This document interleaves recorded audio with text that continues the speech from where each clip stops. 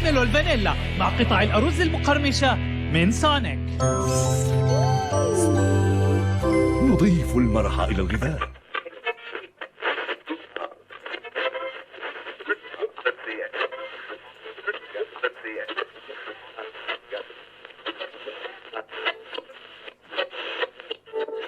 Now, Blockbuster Video has all your favorites for the holidays, like Sonic and Knuckles from Sega. Take on Sonic and Knuckles alone, and you can plug in Sonic 2 and Sonic 3 into your Sonic and Knuckles game for entirely new adventures. It's Sonic and Knuckles from Sega, now at Blockbuster Video.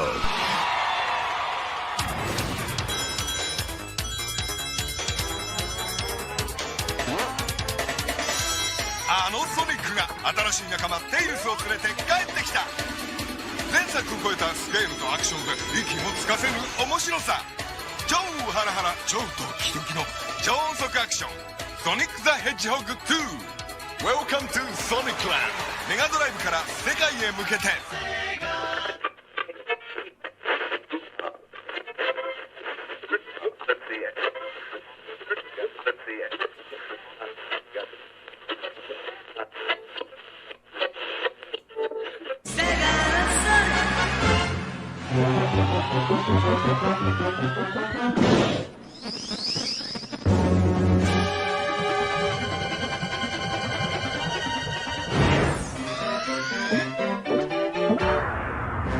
アメリカで大活躍のスーパーハリネズミが日本でも大暴れ。その名はセガソニック・ザ・ヘッジホーグ。メガドライブで待ってるぜ。 YouTube Sega! But I can see you.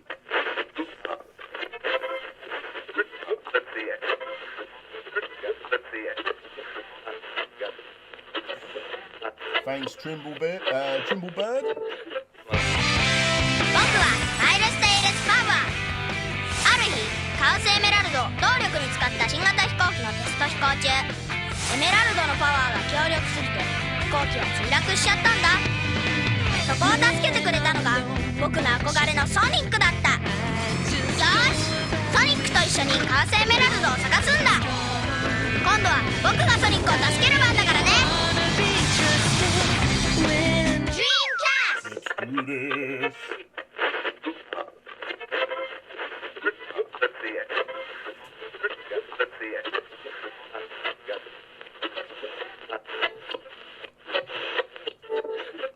Here's a deal that's off the planet.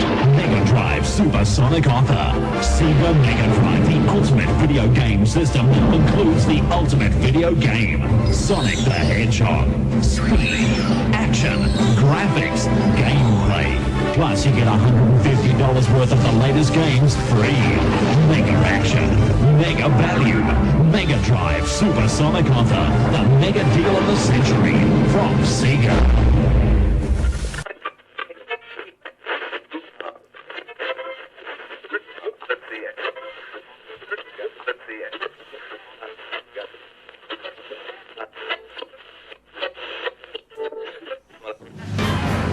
Sonic Adventure!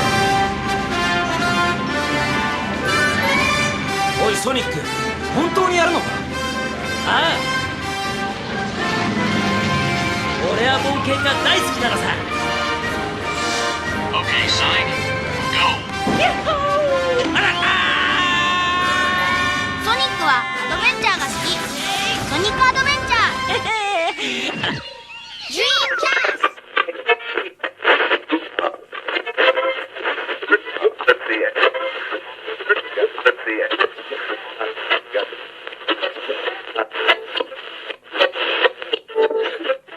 Yo, he's almost slow. He ain't no fool with the Sonic speed, he just always cool. Sonic, Sonic the Hedgehog. No fool. Come on, just show me what you got. Going fast is cool, going slow is not. Sonic, Sonic the Hedgehog. No fool. Wild game, dude. Setting danger zones. You and Sonic speed through, or you are toast, son. Sonic the Hedgehog, the hot new game from Genesis Games. Systems and games sold separately. No fool. How are we all doing, people? Hello, hello, hello. Yes, this is going to be a very weird setup for me. I need to move over this way. Let's move that camera back slightly. Ah, yes. guys, it is so hot in here. Let's have a look. How many people we got watching? 49 people. That's not too bad. I really don't know if this is going to be a good stream or not. I just fancied doing something a little bit different. I've built up a bit of a collection of Nintendo Switch games over the years, I suppose, and I thought to myself, let's do a live stream. I've had to settle this up. This is crazy in here. Like, this is our nice rug from down, not rug, our blanket from downstairs. Right in here, that is my old Xbox Live camera. We're talking before the Kinect. That's set up over there. I've got my laptop down over this way. I don't think you can see too much. Hello. Hello. This is so weird. I don't know where to look. This is strange for me. This is strange. It's a shame you don't have a brown sofa to open stuff on. I know. I should have had it all done in my living room, shouldn't I? So, and the whole stream is just gonna be aimed directly at my crotch. That's not too good. Volume up. Okay. Oh man, the computer's over there though. Oh my god. Right, I tell you what I'm gonna do. I'm gonna move the microphone over this way, and then hopefully it'll be just a little bit better. How's that for you? Is that a little bit better? A little bit better for you? Hopefully it is. Yes. Right. But you have beer, so don't worry. Absolutely. So we get that junk shot. Yes, you get to look at my junk for an hour and a half. Maybe I should just move it up slightly. Is that a little bit better? No, it's just still right there, isn't it? Never mind. Woo. You know what I'm going to do? Because I don't want you guys staring at my junk the whole time. We're going to move the camera like this. I don't know what's holding that back. Oh, the actual... Oh, my God. It's still not going to work. Oh, there we go. That's not too bad. There you go. Is that a little bit better? Ah, yes, yes. Right, guys. Let's do this, shall we? What I'm going to do is I'm going to unbox 103 Switch games. There's actually technically more, but I've got a couple duplicate amount of times, several times. And what we're going to do is we're going to start from A all the way to Z. Yes. And some of these I haven't actually played, so we can get some reviews from you guys, and you can tell me if you think they're good. Actually, we're not going to start with A. We're going to start with a number. Oh, yes. We're going to start with a bit of a boring one, in all honesty. Holy crap, that's an impressive amount of Switch games. Well, I've never ever had 100 games for a current gen system, and the Switch is the first one I've ever done it for, so I thought, oh, let's do a little celebration.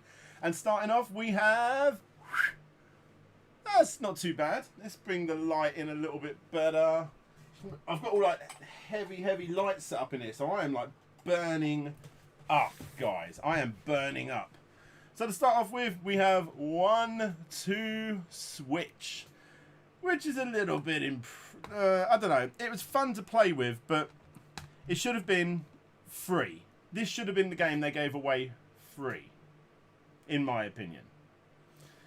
Daniel Robertson, 103 Switch games, nice. I got merely 43 physical, plus 5 more incoming from limited run games, plus 6 digital. All of them are Sega ages, 54 in total. Yeah, I got loads extra digital, but obviously I'm not going to be showing those off today.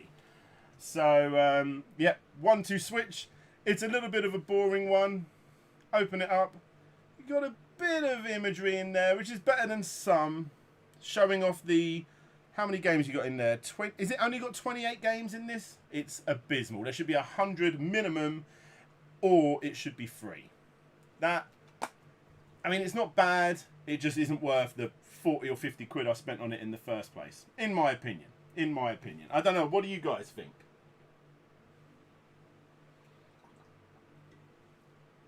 Most of my Switch is digital. A lot of people have moved to the realms of digital, haven't they?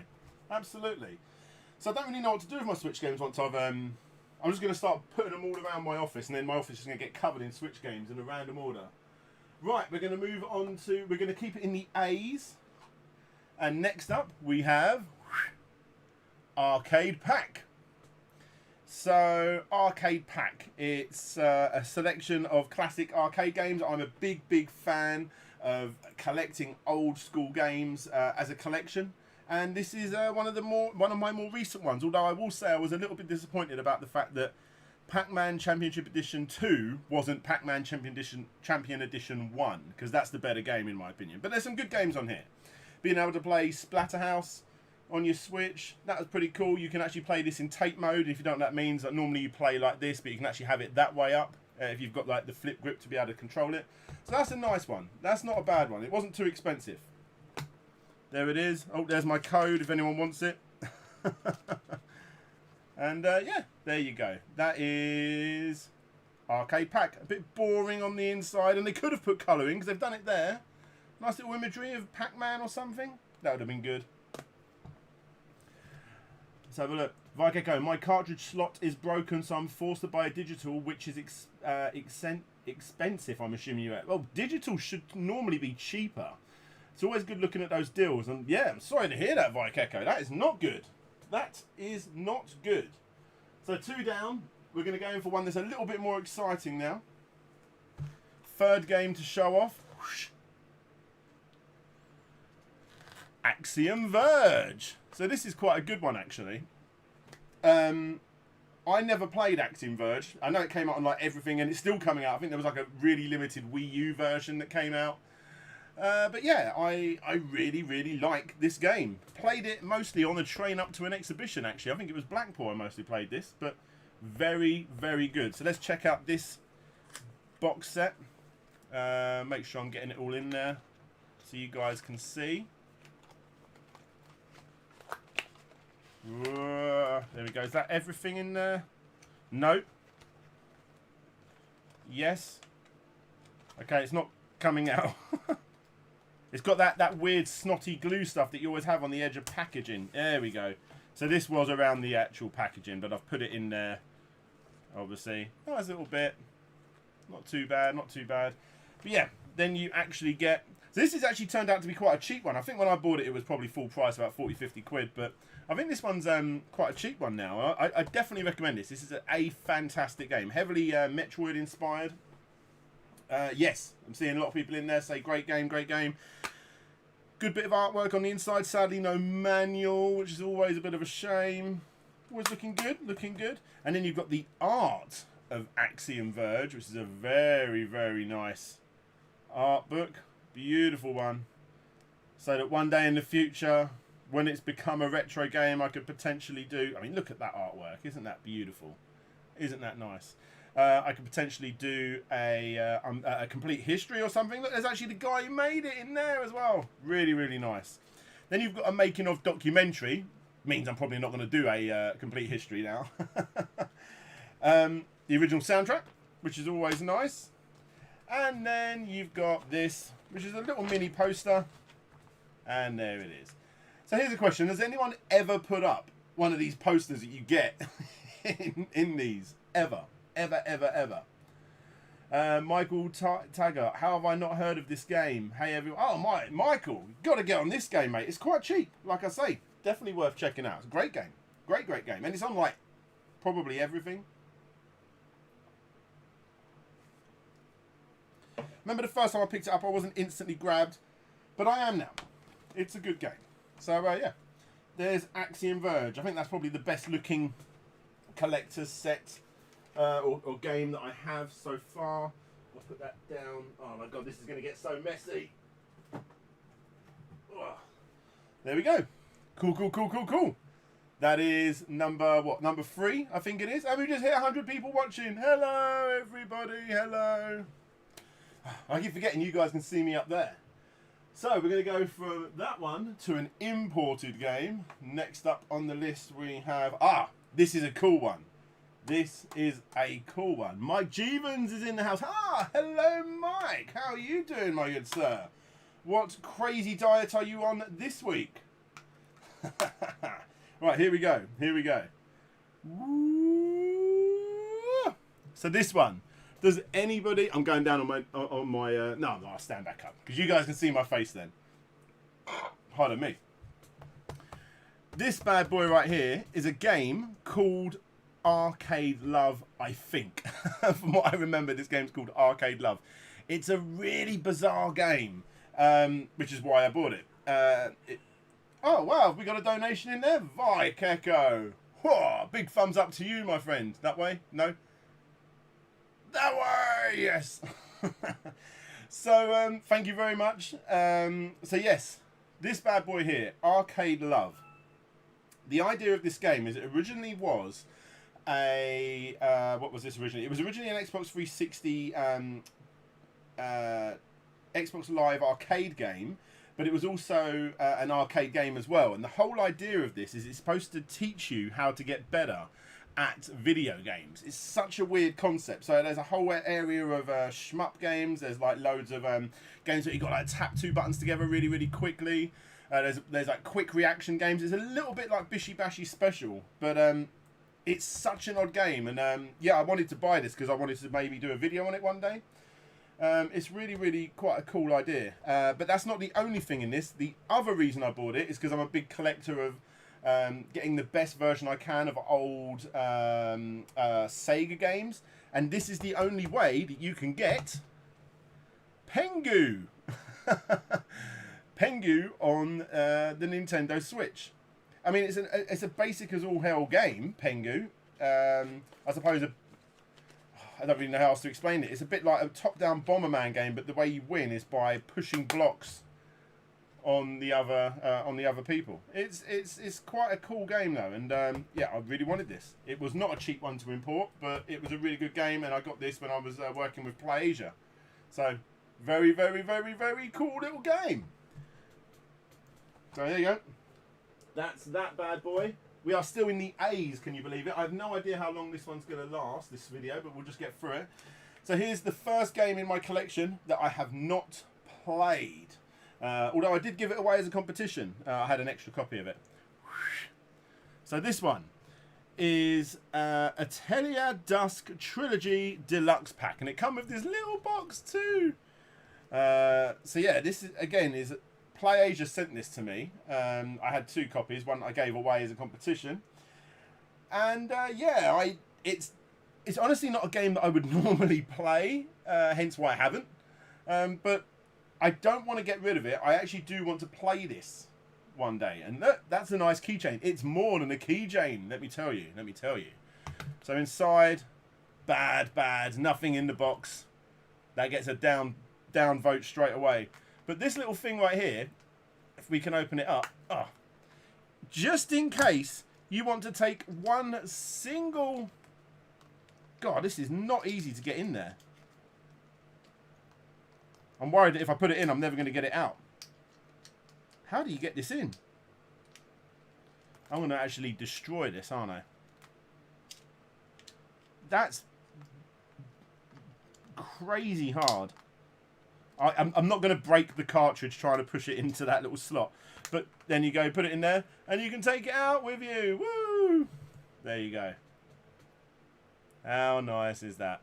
But yeah, I've never played the Atelier Disc Trilogy. Apparently they're good games for people that like those sort of games. Nightwheel, hopefully you'll get to work with PlayAsia again. Yeah, hopefully. It's sadly just one of those things that happened. You know, the whole coronavirus thing happened, and, you know, everyone... you know, tightened the purse strings, and they just basically dropped a lot of the people they were working with, sadly. It was just, you know, the way it was. Put that back in there before I forget about it. Yeah, that's Atelier Dusk Trilogy. I don't know if anybody has ever played one of those games. I own it, and I haven't. I haven't played any Atelier games, but I think I'd like them, says Sean. Fair enough. So there we go. We have officially ended with the A's. Let's move on to the B's with probably one of the greatest games ever made. Ever made. Definitely. It is The Binding of Isaac. Afterbirth Plus. There was two versions of this game. I took the gamble and I got the wrong one. The other version comes with a lovely manual. This one doesn't. Boo. But yeah, this game I have spent a silly amount of time on, as I'm sure many people have. Ah, yes. What a good game, though. What a very good game. So there you go. Let me see if it's actually better if I turn the lights off.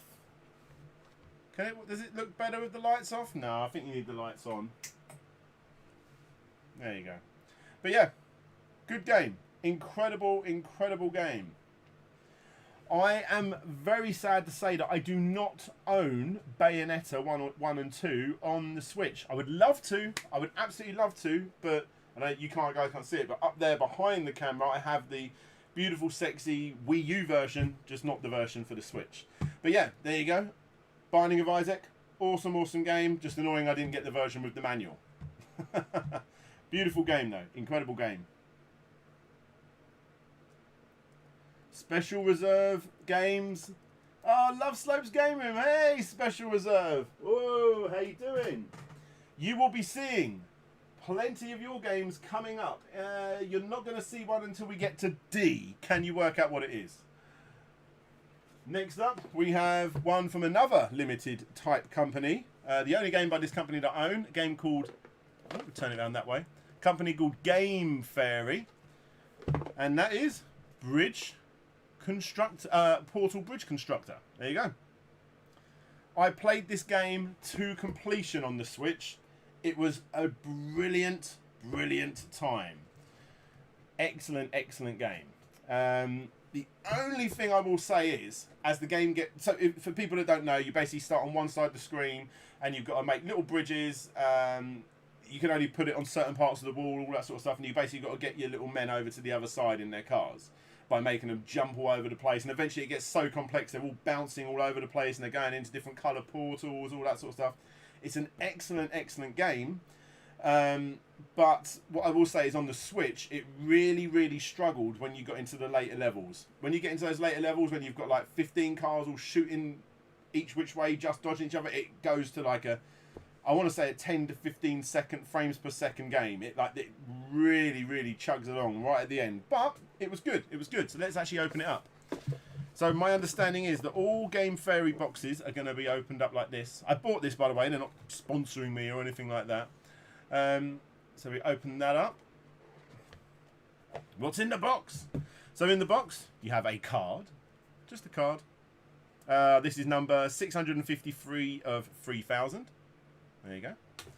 Huge fan of the Portal franchise, so I had to get this.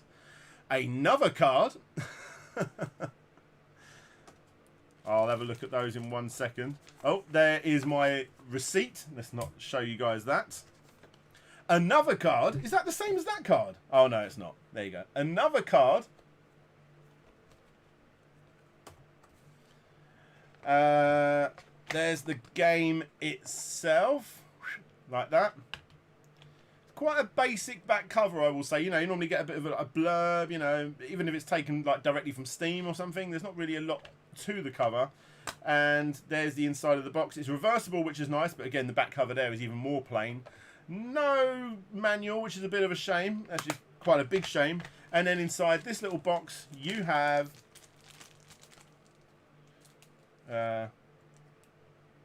what's that, a stamp? Is it going to load up? Yeah, a stamp, which is a bit odd. And magnets. So you've got the companion cube. And two, which way does it go? It goes that way. Two little portals, which are quite nice. Honestly, I feel like they should have been a bit more with this this box set. It wasn't like a necessarily expensive box set. I believe it was like £30–40. I only really bought it because I'm like a hardcore Portal fan.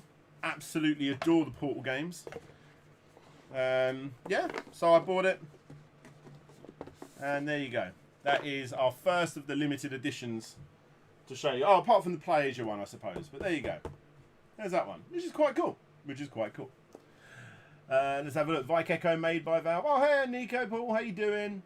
How many of you actually keep your receipts? I normally don't. Actually, I can tell you exactly how much this cost. $51.88. There you go. That's how much it cost. I'm interested to see what else Game Fairy do, because I do like their boxes.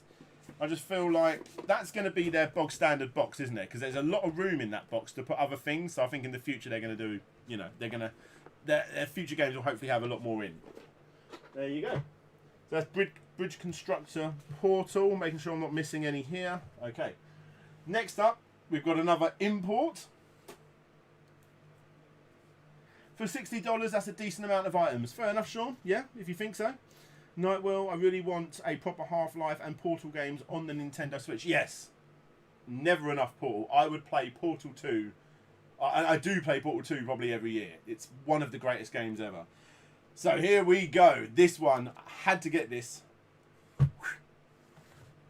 Bare Knuckle 4. So for the people out there not in the know, and you really should be in the know on my channel, but Bare Knuckle 4 is the Japanese name for Streets of Rage 4. Yeah, there you go. So this is the Japanese copy of the game. Vikeko with another €2 donation. Defo, a box to be proud of. Well, there you go. That's cool. That's cool. That's cool. Thank you very much, buddy, by the way.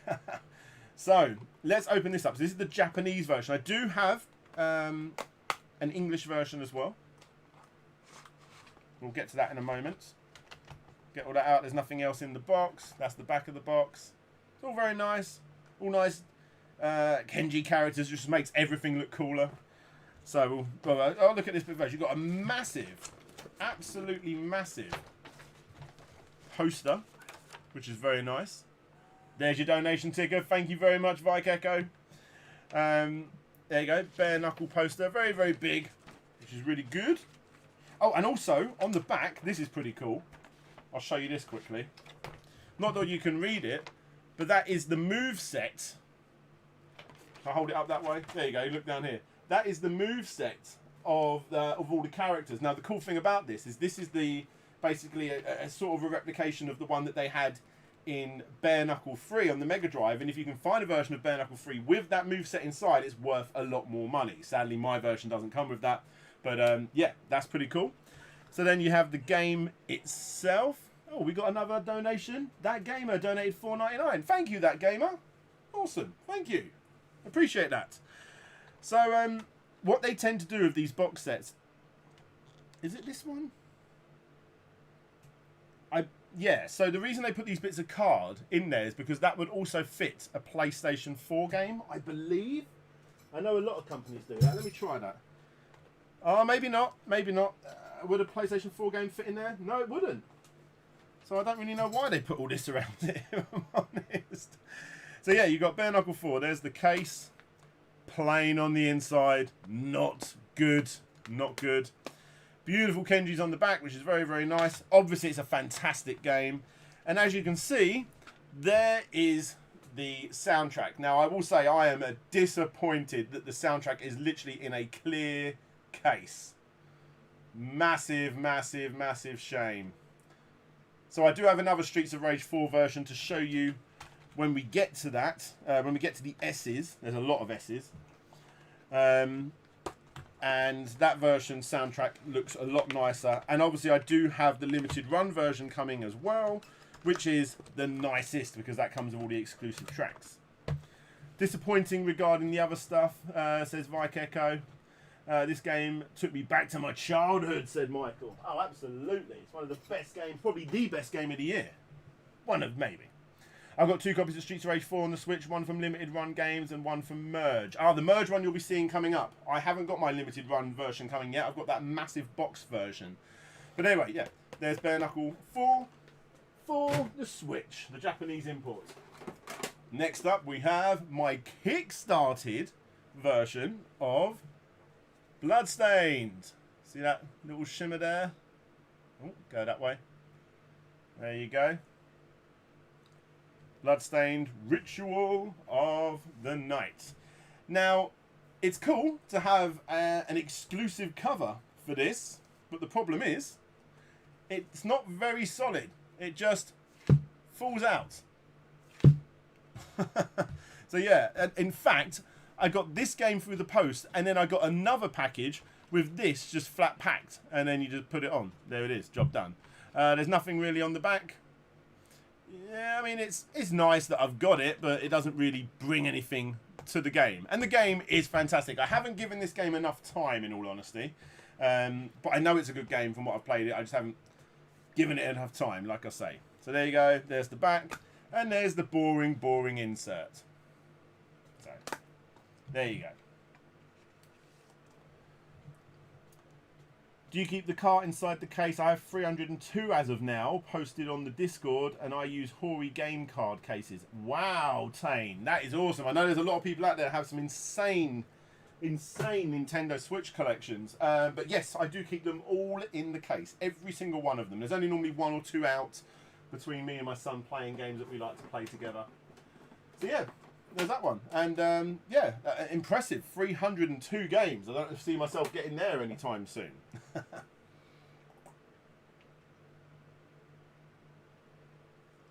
Oh, just trying to cool down because it is so hot in this room. Oh, right. Vikeko says, blank inside covers are just disappointing. That's been my point. Oh, absolutely. Stupidly disappointing. Shuttermonk just got home from work. What did I miss? Well, we're still in the B's, so not too much. Next up, we have Burger Time Party. Burger Time is probably one of my all-time favourite arcade games. So I decided to get this. Plus, I like getting games that both me and my son can play. I've got to say, this is a bit of a disappointing game. I mean, it plays like Burger Time. I suppose technically it's better than the arcade version. But it's... I mean, at the same time, I don't really know what I was expecting because it is just the same game but with different levels, and they all look like they're made out of Flash. It's made from Flash animation. It's a bit naff. Nice inlay. That's pretty nice. I will say that's good imagery right there. But yeah, the game itself, they could have done more with it, in my opinion. And why aren't all games like this online? This game should be online. Oh, hang on. Wireless internet access required for online features. Oh, it does have online.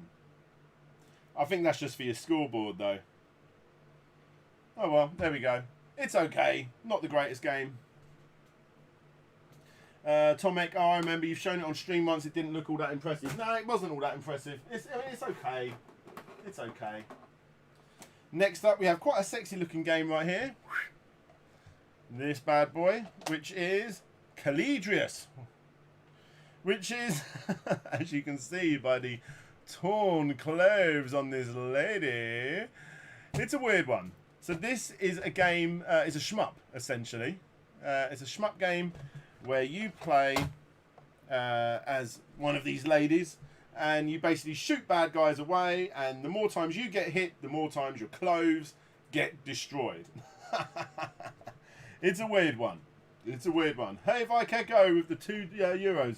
Worst Switch port in your opinion? Worst Switch port? Oh, I don't know. I don't want to say Bridge Constructor Portal, but that one really heavily lagged, and I feel like the Switch should have been able to handle it. For now, I'm going to say that until I think of something better. We will see. But thank you for your donation, and that game has dropped another $4.99. Thank you so much. Thank you, thank you, thank you. Anyway, yes, Calidrius Blaze. So yeah, that's what you do. It's a shmup, and the more times you get hit, the more items of your clothing get destroyed. You never see them fully in the nud. Boring inside cover. Boo. But yeah, I mean, it's pretty cool. It's a pretty good game. It's not too bad. So there we go. Which way am I putting this? It comes in a nice tin, and I like games that come in tins. It's quite cool. That's a pretty good one. Next up, we have... what a fantastic game. Thank you again for your donation there. That game, I just saw it pop up. We have Capcom Belt Action Collection. Absolute must own. Now, I know most people can play these on, emulation, all that sort of stuff. But, this game, so good. The only annoying thing is, there was a better version with posters of all of the original arcade work. It was out of stock, and I kept waiting, and I was like, okay, I'm just going to buy this. And then a week later, the limited version went up, and it was like a tenner extra. I was like, I can't buy it again just for the posters. But yes, incredible game. All it is classic games like Final Fight, Knights of Dragons, Captain Commando. There's just so many incredible games in here. Battle Circuit is absolutely awesome. Yeah, there's some great. It's just beat 'em ups, and if you know me, I love my beat 'em ups. It's really good. I'm just gonna try and turn the lights off again. It seems like they're quite dark. Does that look better? Is that better like that, guys? Or would you prefer if I put those heavy lights on? You tell me. No, you can't see me at all now, can you? It's better to have the lights on. It's better to have the lights on, definitely. Yeah, definitely better to have the lights on. It's getting very hot in here, guys. So yeah, there we go. Capcom Belt Collection. Belt Action Collection. Good. And it's a really funny trailer for the series as well. Go check out the trailer on YouTube when you get time. Lights on are better. Yeah, I agree. I'll sweat it out just for you guys. So here's a game that gets a hell of a lot of playtime in our house, and that is Captain Toad Treasure Tracker. My son is obsessed with this game. He's actually taken on my Wii U. I already own it on the Wii U, but yeah, I mean, it's a fantastic game, isn't it? You know, there's no denying how good this game is. There it is. Oh, I thought it was white on the inside. There you go. Look, it's actually in my Switch now as we speak. Who's just dropped another €2? Vike Echo, Horrible Ports, Observer, Firewatch, and Outer Worlds. Oh yes, I've heard very bad things. Very, very bad things about Outer Worlds. I've not played it myself, but yes, I've heard bad things.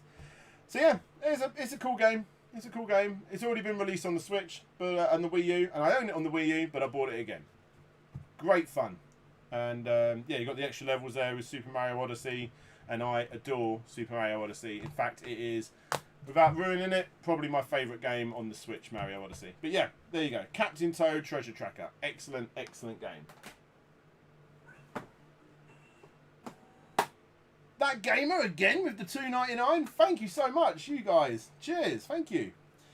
Right, next up we have Crash Team Racing, which is a cool game.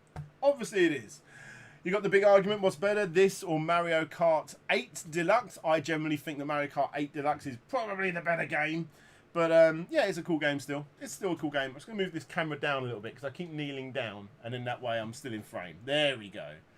So yeah, it's a cool game. Crash Team Racing, and I think they did a really, really good job of doing this version up from the old PlayStation 1 games. I bought Crash Team Racing 1 on Xbox One, but the loading is too long. Really? Even on the Xbox One? I thought it would like save it onto the console. I didn't know that. But yeah, good game. Good game. There we go. There's that one. Next up we have another game that I've bought a few times actually. And here it is again. Cave Story Plus. So Nicalis do a lot of games like this. I know they're not exactly the most loved company from time to time, but this was the first time I ever completed it, and I realised once I completed it on this version that I've got really, really close to completing it quite a few times when I've played it in the past. But I had so much fun, and it's honestly a game that I would probably play several times over. I've got that on the PC too. Yep. I think I have it on the PC as well. It's a cool game. So this version right here, like a lot of Nicalis' game, you've got the nice insert there. You've got a soundtrack on a mini CD. That's quite odd, isn't it? Wonder what happens when you put that in a GameCube. Then you've got the instruction manual. Now, these instruction manuals are quite uniform to a lot of the Nicalis releases. And this is, when I said my Binding of Isaac version didn't come with a manual, this is what it would have kind of looked like. Nightwheel, I have this version as well. Yay! Awesome. Beautiful, beautiful art style inside. I mean, look at that. That is awesome. And the reason I buy Mega Drive imported games is because I want the inlays to look like this. You know, it's really, really nice. Not a bad version of this game at all. Probably never going to buy this again now. That is very, very nice. So, boom. That's a big thumbs up from me. Right. Now we've got here, let's have a look. The Artificial Fox. Another game that I want to try. Craig Heritage, will you be picking up Untitled Goose Game on physical copy? I want to, but I need to find out, is it just I Am 8-Bit that are putting it out, or is there going to be a proper physical release? Because I've not played that game, and I want to play that game. So yes, I would like to. And Nico Paul, what have you got going on? I'm going to disagree with you. I got bored of Mario Kart 8 Deluxe, super fast, but I played Crash Team Racing till the last content dropped on PlayStation 4. Well, fair enough. I know people do choose that game over Mario Kart 8. I think it's the people you play with. I've had better multiplayer times with Mario Kart 8, but I've put some serious hours into Crash Team Racing. They're both fantastic games, Nico. Probably the best on the Switch in that regard. Here's one that I haven't played a lot, but I do like, and this one is from Numbskull, actually. Citrus Alpha.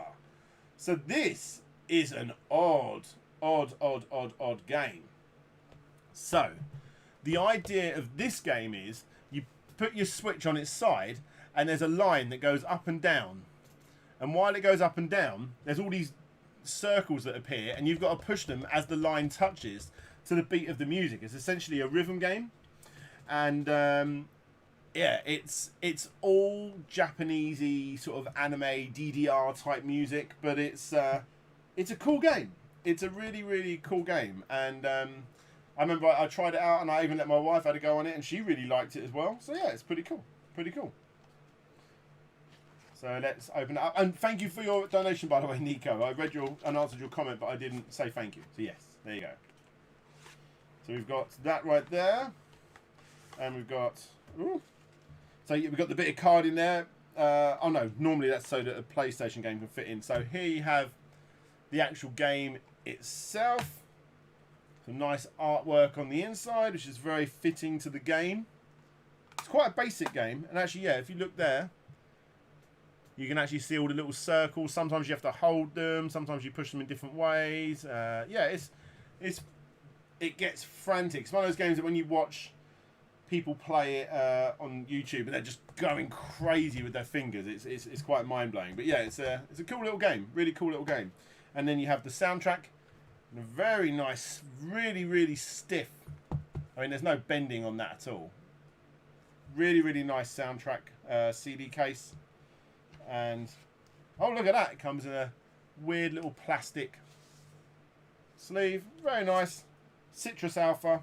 I do recommend checking that out. I believe, actually, it was a mobile phone game first. So there you go. There you go. Citrus Alpha. Cool little game. I like it. I like it a lot.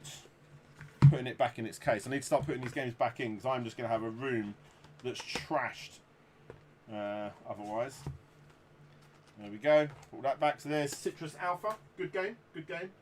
Just going to have a sip of my beer, guys. It's so hot in here with these studio lights on. Cheers. Cheers. Right, next up, we have a very good game. Everyone in here is going to love this. Dalton with the $1 donation. Thank you very much, my man. Appreciate that. Thank you. We have Dead Cells. There it is. What a game. The game that ended a YouTube channel. You know what I'm talking about. Pardon me. Pardon me. So the company that put this out, Merge, I believe it a Signature Edition. Signature Edition there. Ooh, move out of the way, Michael. Move out of the way. Move out of the way, Michael. Thank you. Thank you, Dalton. I appreciate it. Yeah, they've put out another version after this, which is a bit annoying, which is so much better than this version, but it's like 90 quid. But yeah, this is a really cool one. This is a very nice one right there. So Dead Cells Signature Edition. Cool game. Let's open this bad boy up. There's a lot in here as well. So this is when Signature Games were doing these smaller boxes, because some of their later ones are huge. So here we go. So they have these cool foam bits. Oh, what's that? That gamer with another $1.99 donation. Thank you. Appreciate it. So what they do is they put these bits of foam, these flimsy bits of foam, which are actually really nice. And they go in there and it just makes it all fit in really nicely. I assume... No, it wouldn't be for the Switch thing, because, you know, whatever. Yeah, it's really nice. Really nice. Then you have a nice art companion book right there. Let's have a look at this. Look at that artwork, guys. So that's all good. That's all good.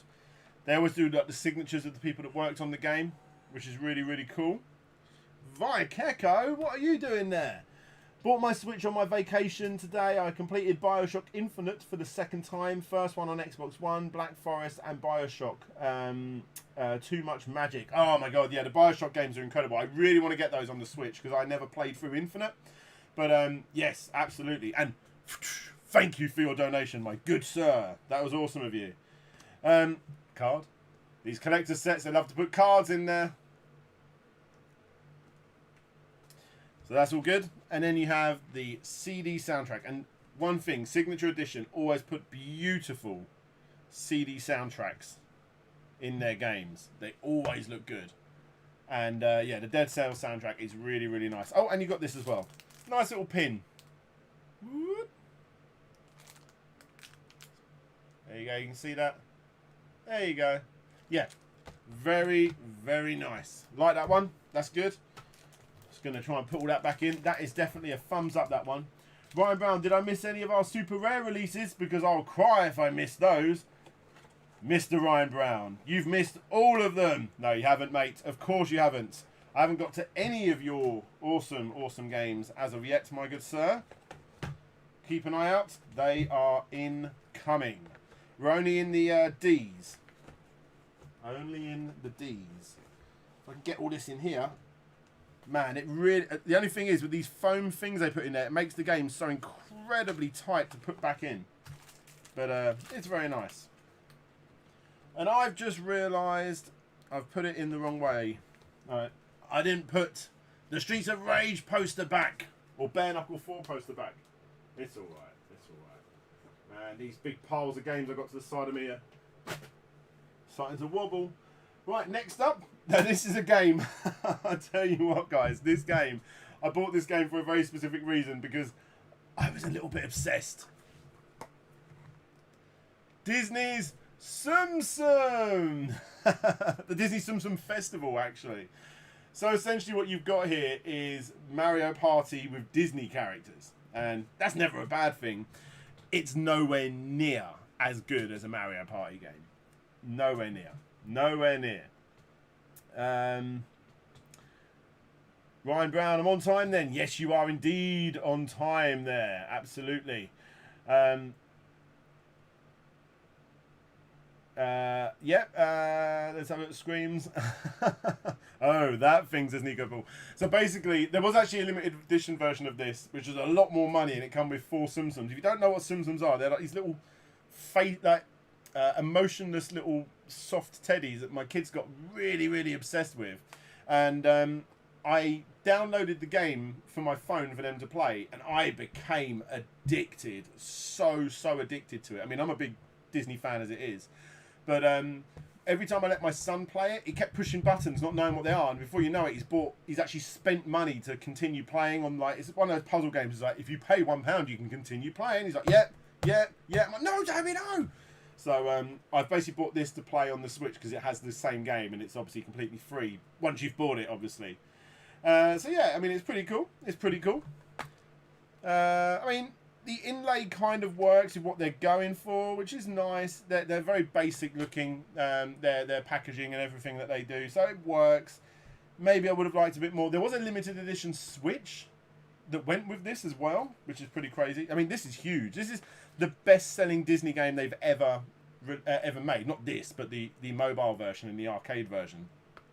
But yeah, and then there's party games on there where you drop scoops of ice cream and you've got to collect them. It's very, very basic and very, very much for kids. But yeah, it's cool. It's cool. Hey, Smash JT's in the house. Hey, Smash JT.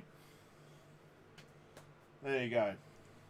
Nico Ball, Danielson, bet you have Disney Plus then. I do have Disney Plus. Of course I have Disney Plus. And we're not over with the Disney games because we've got this. Disney's classic games, Aladdin and Lion King. I bought this because Aladdin is one of my all-time favourite games. I talk about it a lot actually in my next complete history. I'm talking about another game that David Perry and Nick Bruti worked on, a PC game. Ooh, if I said too much. But yeah, this has the industry demo version that they took to expos of Aladdin, and I just had to try that out. I mean, it's cool, but it is 2 games on a Nintendo Switch. Well, it's technically more than 2 because you've got like the Game Boy version, and it doesn't have the Super Nintendo version of Aladdin. And even though the Mega Drive version is better, the Super Nintendo version of Aladdin is still a bloody awesome game. It's got like Game Boy Color versions of like Lion King. You're never going to want to play them, but they're on there. I mean, it's cool. But I like this Disney Classic Games logo thing they've got going on here. It makes me think, are they going to do other ones with like Cast of Illusion and World of Illusion? Maybe like the Quackshot games? You know, different things like that. We'll see. We will see. The inside of the box is boring as all hell. It's worse than white. You've got like a disclaimer in there. Awful. And then you've got the back there. Aladdin, Lion King. They're 2 very good games, but there should have been more on this. There should have been more on this. Yeah, you showed the demo on a stream once. I did, Nico Paul. I absolutely did. Our Mickey Mouse game collection. It would be so good, Ryan. Oh my god. Mickey Mania is my favourite. All the different carnations of that, you know, Wild Adventure and all that. Is the best Mickey Mouse game in my opinion. It's so good. So now, guys, I'm actually going to show you probably the best box set that I own. Firstly, I'm going to show you the little card that comes with it, because I forgot to put that back in the box. The Darius Cosmic Collection for the arcade and console. This is a pretty impressive box set. Ugh. So big I can't fit it in the frame. So it's basically this huge box. No Fantasia, please. Oh yes, of course. Fantasia sucks. That absolutely sucks. This is freaking huge. Absolutely it is, Sean. This would be my most expensive game that I own if it wasn't for Space Invaders, which we'll eventually get to, obviously. So let me open up this bad boy. So inside, you've got this huge box, which we'll put aside for one moment, because underneath here, there's nothing. How awesome is that? No. Underneath this bit of card, you then have stickers. Now, guys, can anyone ever tell me if any single person watching has ever used the stickers that come with limited versions of games, have ever stuck them on anything, ever? Like, I can't imagine anyone has ever, like, you know, I'll just take this off and put it on my t-shirt or whatever. No, never. Dalton, I've used the stickers. Oh my god. Okay, I'll take it back. So anyway, there you go. You got some stickers. You got some nice artwork there from the arcade cabinet, which is nice. You've got some more arcade artwork. That, I believe, is the sign that they would have next to the arcade machine. I may be wrong in that, but I'm pretty sure that's what it was. And I love this because it's that old school Japanese, you see it a lot in Mega Drive manuals where everything is crystal clear, but then the screenshots are really, really not. And that actually is very nostalgic for me. It's really, really cool. But there you go. I'm seeing a few people do. Ryan, my laptop is covered. You can't say anything, Ryan. You get them probably all the ones that you work on, mate. So yeah, anyway, that's the rest of the things inside the box. Then you have this booklet right here. And inside the booklet is a very, very nice booklet, which has so much artwork. Let's come back a bit. There we go. So much artwork. And it's not all in Japanese, which is good. You got actually like all English translations for not everything, but a lot of it. You know, some original design documents there. I mean, it is. I mean, like this. So look, that's all Japanese. You probably can't see, but that's all Japanese. Then it's translated, Japanese translated. It's really, really impressive. I've had a ganders through some of this book, but yeah, it really makes the collector's set quite nice. That's an incredible, incredible book. So just put all that back in there. There we go. Put those stickers back before Ryan gets hold of them. That's a study book. Well, that's what I do, mate. It's my job. It's my job to study video games. There we go. So yeah, that's all in there. And then I can put the card back now as well. Now I remember. And then you have the main deal. You have this bad boy right here. So I think a lot of companies do this, but I think this little bit that you have over the edge, you know, oh, isn't that nice to have that? The reason this thing exists, I'm pretty sure, and don't hold me to this, but I'm pretty sure, is because it has that little logo right there. The box is exactly the same on the PlayStation 4, but then you put that little thing over it, and now it's a Switch box. You know what I mean? I think a lot of companies do that. You'll see that again. So anyway, there you go. Let's open it up. Inside, you have these acrylic sort of designs, which I think is very bright, so it's quite hard for you to see them, but I mean, they are lush. They're really nice. People keep thinking they're coasters. They're not coasters. They're like acrylic art design. So yeah, there's 6 of those, which is very nice. Very, very nice. You have a Darius music CD. 2 Darius music CDs. And I'll tell you right now, guys, these are not just like the chiptune soundtracks. Not completely anyway. You have the chiptune soundtracks on there, but then for people that don't know, Zamtata is the band that actually made a lot of the music, and you have like the live versions of that music on these CD. It's fantastic. It's absolutely incredible. So yeah, there you go. You have all those, which are very, very nice. If you check out my Instagram, I actually put up some close-up shots of all these. Then you've got the arcade collection game. Some nice artwork on the inside, which is cool. And then in this game you have, I have to remind myself, Darius, Darius 2, Segal, and Darius Gaiden. But there's like different versions of each one. Oh wow, this is their 27th release. And this is number 321 of 1,500. There's only 1,500. And these go for stupid money, these box sets, second-hand, on the eBay and whatever else. So yeah, that's pretty cool.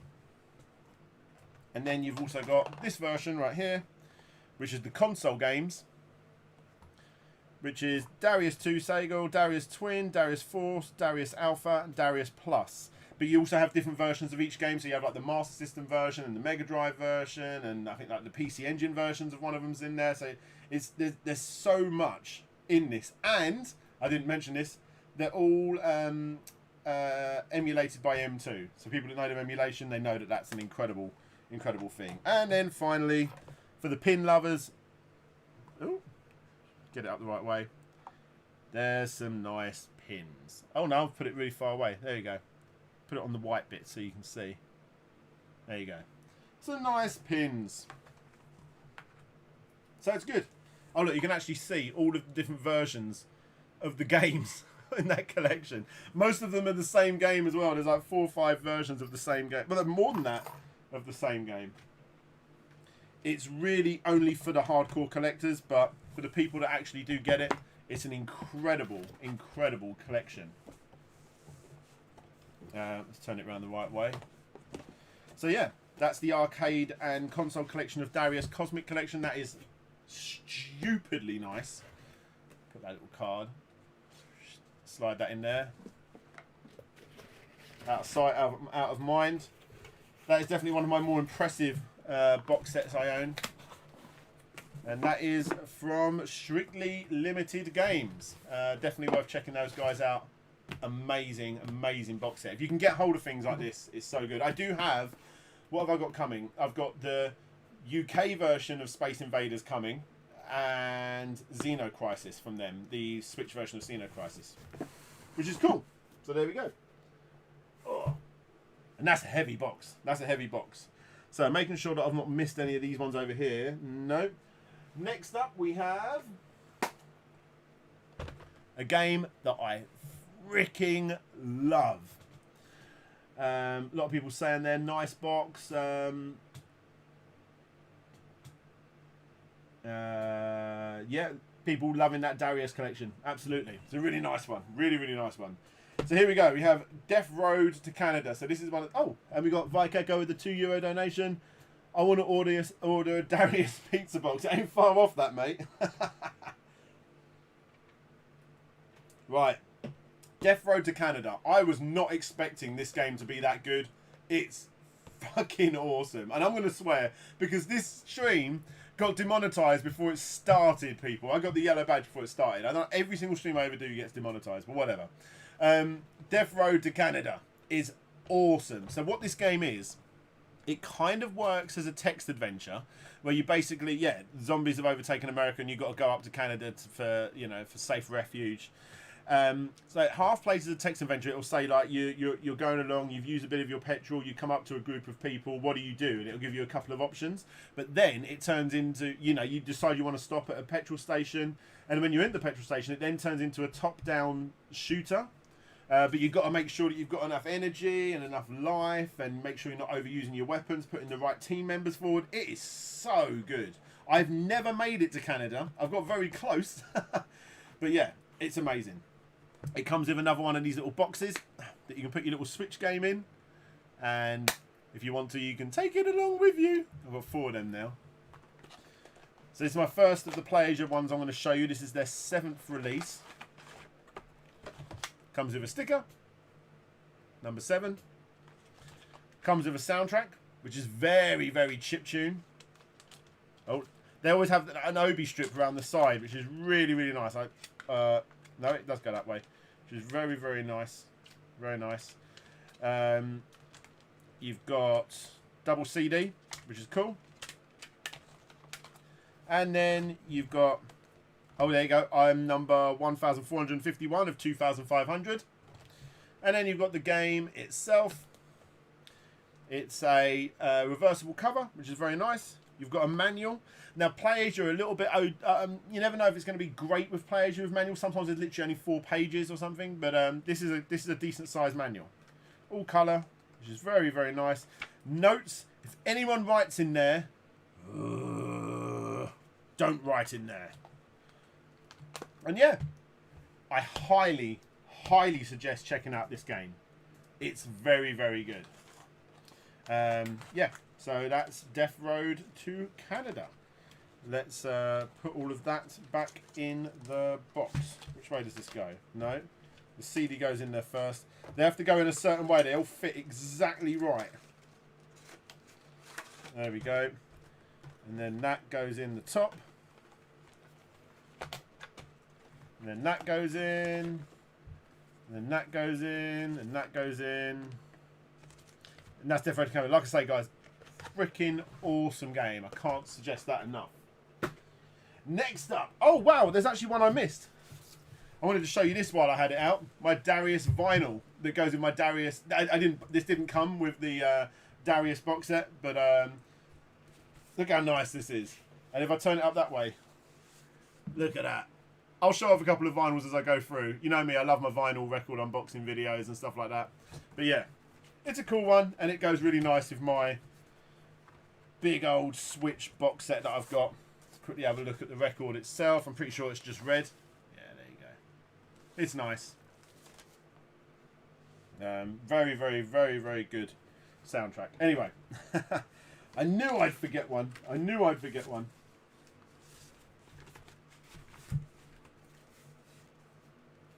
Stick the stickers on the notes. No, don't stick the stickers on the notes. Right, what's next? Oh, here we go. Done a video about this one, guys. Dead or Alive Free Extreme Free Scarlet. This is a really funny one. So yeah, basically, as you can see, 18 rated.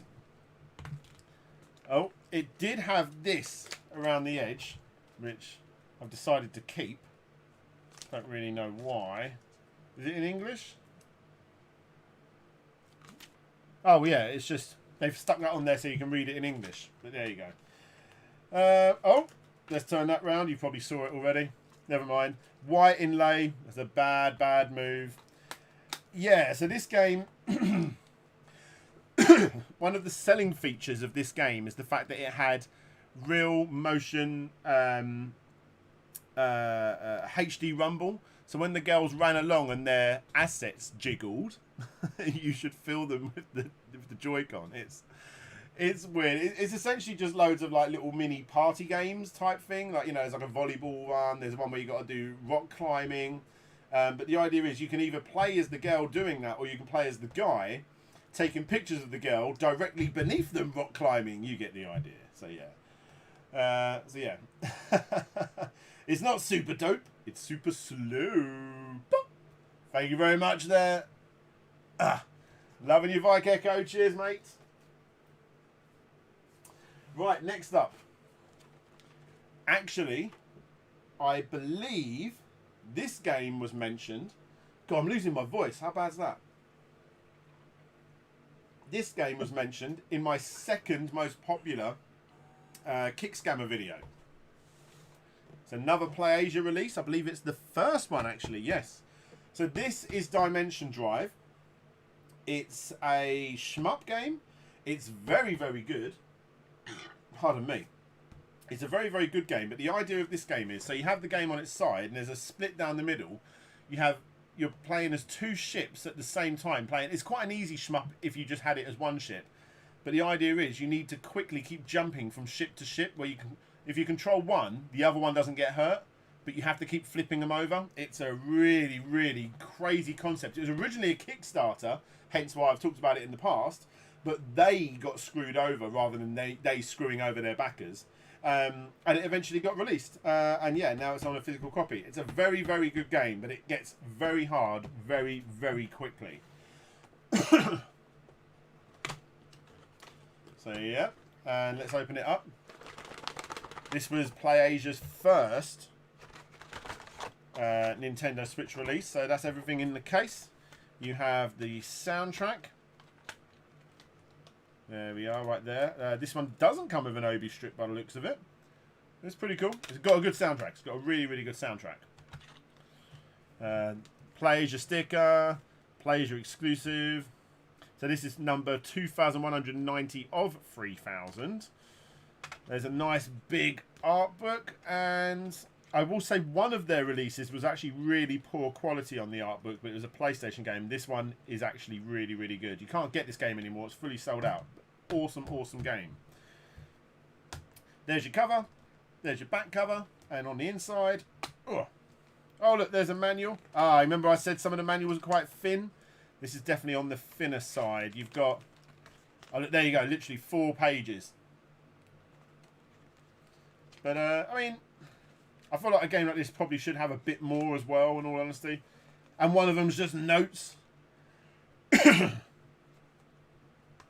But yeah, I mean, it's a nice art book, so they made it up with it there. And there we go, and there we go. That's a good one. I like that game, and you really need to give it time to get your head around how it works. And for those that haven't seen the Kickstarter video, essentially what happened was they weren't going to hit their target, and then someone donated, I think it was like $8,000, which is the final amount needed to back it, and then they pulled out at the very last minute, and it was live on stream, and they're like the two guys that made it like jumping around, hugging each other. We did it, we did it! And then he pulled the money and made them look really stupid live. It became popular news, and they had another going because that guy fucked them over so much. It got, like I say, it became hot press, and then everyone donated to their second one, and then it got funded. So yeah, there you go. Very good game. Very, very good game. Next up, we have the first game from Special Reserve Games. Oh yes. Downwell. This game, guys, is so addictive. Hey, how you doing? Antonio's Video Games. Good to see you here.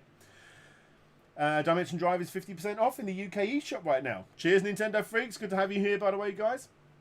So, Downwell. This game, guys, is actually one of the cheaper limited type games that I've got. I think it was... excuse me. I think it was only like 25 or 30 pounds, roughly. Probably more with postage. But as you can see, it's quite thick. But the idea is... this is the best version to get as well. The reason why is because it comes with all of this stuff. If I can get it all out. It's half good, and there's one bad thing about it. When I can get it out, I can show you. Right, so there's your box. It's very nice, and it's got a different style of card. It's got that sort of card you don't want to scratch because you could actually ruin it. But it's, yeah, really, really nice, really nice. But the reason it is best on Switch is because it comes with this. This is the flip grip. And the idea is you put the Switch in this way up, and then you can play like this while the screen goes up that way. It's so awesome. The whole idea of the game, yeah, like that sort of thing. The idea of the game is you just play as this little sprite character just shooting down a well, and you just got to keep bouncing on things with your gun boots. It's so awesome and crazy addictive. Give it 10 minutes of your time and then you'll be lost for days, weeks and months. Vikeko with the €2 donation. You know who this guy was? Paul Andrews. Is he the guy that gave in the donation? So yeah, it came with that. I actually already had one. I actually already have one even. So I've got 2 of these now. I don't know where the other one is. But yeah, that is a must for any retro collectors on the Switch. Yeah, so this is probably the best way of getting it. Get it with Downwell. So inside the game, got a nice inlay. You've got a nice booklet, which is nice. Stickers, which you never stick on anything. Never, never, never, never, never. Nice back art. It all works really, really nicely. Now, what's odd is, let's move all this aside. There's your instruction booklet. And there's like the, I don't know what, like the art book or something that came with it. But they are exactly the same, which I find really, really odd. So look, if I just go to page 5 in here, and then page 5 in here, yeah, they are literally the same. But they're like printed on a different type of material. It's so... Oh no, they're not exactly the same. I take it all back. They're mostly the same. That last page was a little bit different. Okay, strange. But yeah, that's... it's a weird one. It's weird. I mean, they are pretty much exactly the same. Look at that. That's all word for word. How... Oh, I realised I'm not showing it completely. Yeah. How odd is that? So yeah, there you go. It's odd. So there you go. There's a little bit of difference right there, but still same. Yeah, it's odd, but the game is so good, and even though it's a game that most people have played for free on the PlayStation 4 as part of like the free service, I'm so happy that I've like help the developers by actually buying this, because it's such a great game, guys. It's such a great game. The flip grip, yes, it is indeed the flip grip. Hey Rosie, how you doing? So there you go, there's Downwell. And before moving on, I might as well show you this. I have it on vinyl as well. It didn't come with it. Black Screen Records sent this to me. It's one of the first records I ever got from them, actually. And there's your vinyl, nice and red. Wicked little soundtrack, actually. I've spun this quite a few times. So there you go. There's Downwell. God, this is going to take a while, guys. We're still on D. Right, okay, we're into one of the best ones that I own here. Really like this box set. So this is SGR. This is a ridiculous box set for one game. They really should have added more on here. They really should have done. So this is a shmup, a very good shmup. The guys, emulation gods called M2. They do this series called Shot Triggers, where basically, yeah, this is just basically all of their. They put like a stupid amount of effort into like classic shmup games. This is my way of discovering them. I didn't really know of this game beforehand. There is a sequel, and now I found that out. They really should have probably put this in the box as well. But you've got a beautiful art book, except for the fact it's entirely in Japanese. Still nice to see all of the good artwork. It's a beautiful. Look at the amount of effort they go into. But like I say, it's you can't read it. Really nice though. Otherwise, got a cool soundtrack. Crazy oversized bit of box. Never heard of it. What's going on? You've got more stickers. You got the art cards that would go on the side of the arcade cabinet. There is an advert for another CD soundtrack. Come on, add it in the box. This was like £100 this box. It was stupid. And then SGR, there's the game. Got a little token there of instructions. It's better than nothing, but obviously we would like to have an actual manual. Reversible cover, which is nice. And there's your artwork on the back. This game, guys, is freaking fantastic. It's a really, really, really good shmup. But what I will say is you have to really be into them to warrant spending the sort of money this costs. Luckily, I got it when I was working with PlayAsia, so I had a lot of credits and I was able to use those to get it. Otherwise, I don't know if I would have done, in all honesty, but it's a really, really nice box set. And it did also come with this. As if all of that imagery and artwork and all that sort of stuff wasn't enough. You also had this. I can actually open it up without tearing it.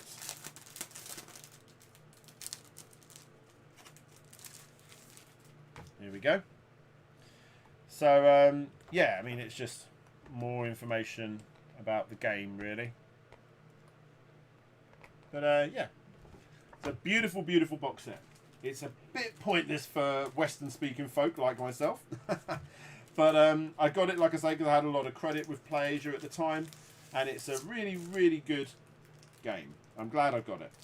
I really want to try and get all of the M2 shot trigger games. That would be nice. So there we go. Next up we have Enter the Gungeon. Oh, missed it. There we go. Enter the Gungeon. So this is pretty cool. It's pretty cool. It is a reversible cover. It comes with this little card, which I'll show you in a minute because I've emptied it out.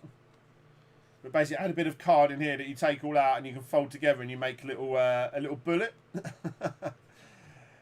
You've got hardly... What's that? Oh, you can download the album. Ah, there it is. And are they stickers? Do not put your stickers on anything, guys. Reversible cover, so that's always nice.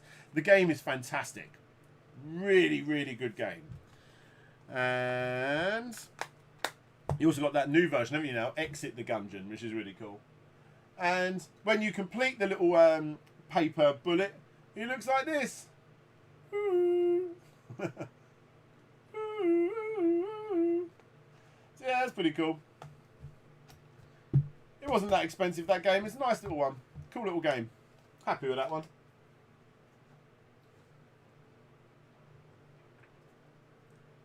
Right, what's next? The end is nigh.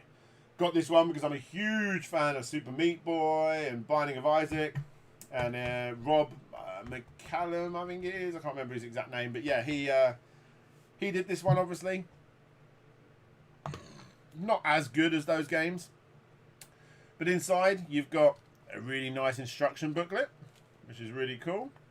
Oh, Edmund Macmillan. Sorry. There you go. Very, very nice. Cool little animations there. Sorry, sketches there. And then you've got this little thing. I'm going to scooch down a little bit so I can get this out. Look, it's all wet and sweaty. It's horrible.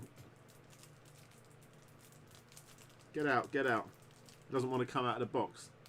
Come on. There we go. Look, there he is.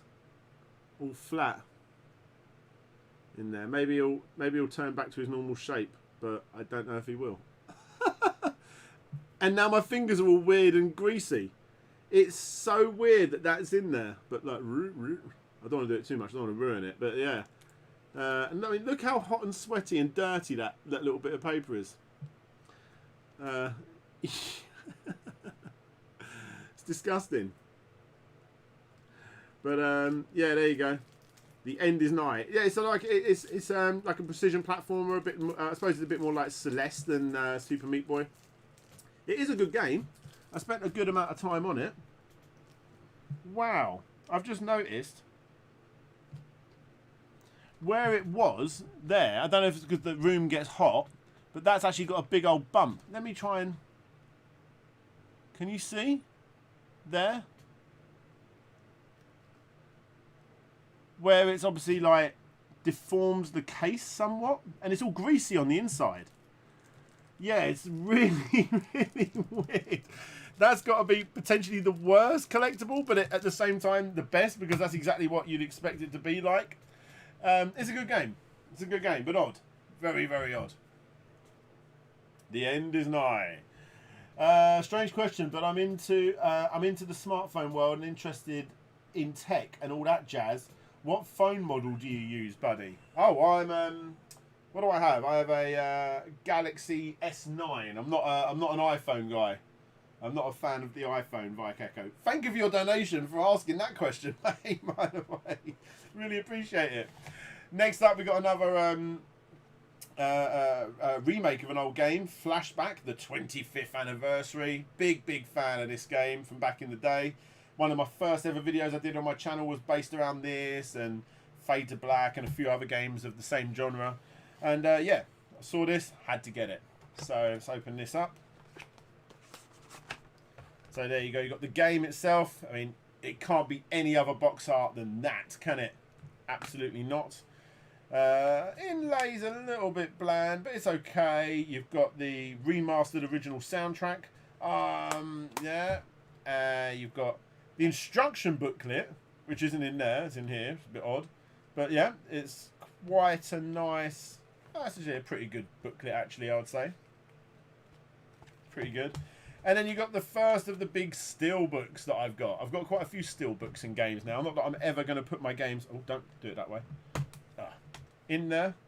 And this is number 20,670 of 40,000. This isn't an expensive one to get. I think they've probably printed a few too many. But yeah, it was a good game. It's a good game. Looks like a Super Nintendo cartridge, which is cool. Does anyone put their games in their steelbooks? Another thing that I've never really ever done. I just keep the steelbook separate. So that's that one. Next up, so this is really cool. I doubt many people in here will have this one. Golf Story. Now, I've recently got this, so I haven't actually played through it myself, but I want to play through it. I love... I think I'm really going to enjoy this game. I've not really given it any time yet. This is the Japanese import version, which took me a while to work out how to change it to English. You have to go into the options and press Y, but you can't read it to do that. But yeah, but this is another limited run type company, but a Japanese one called B-Side Games. Every other one of their games is like some weird RPG that I've never heard of.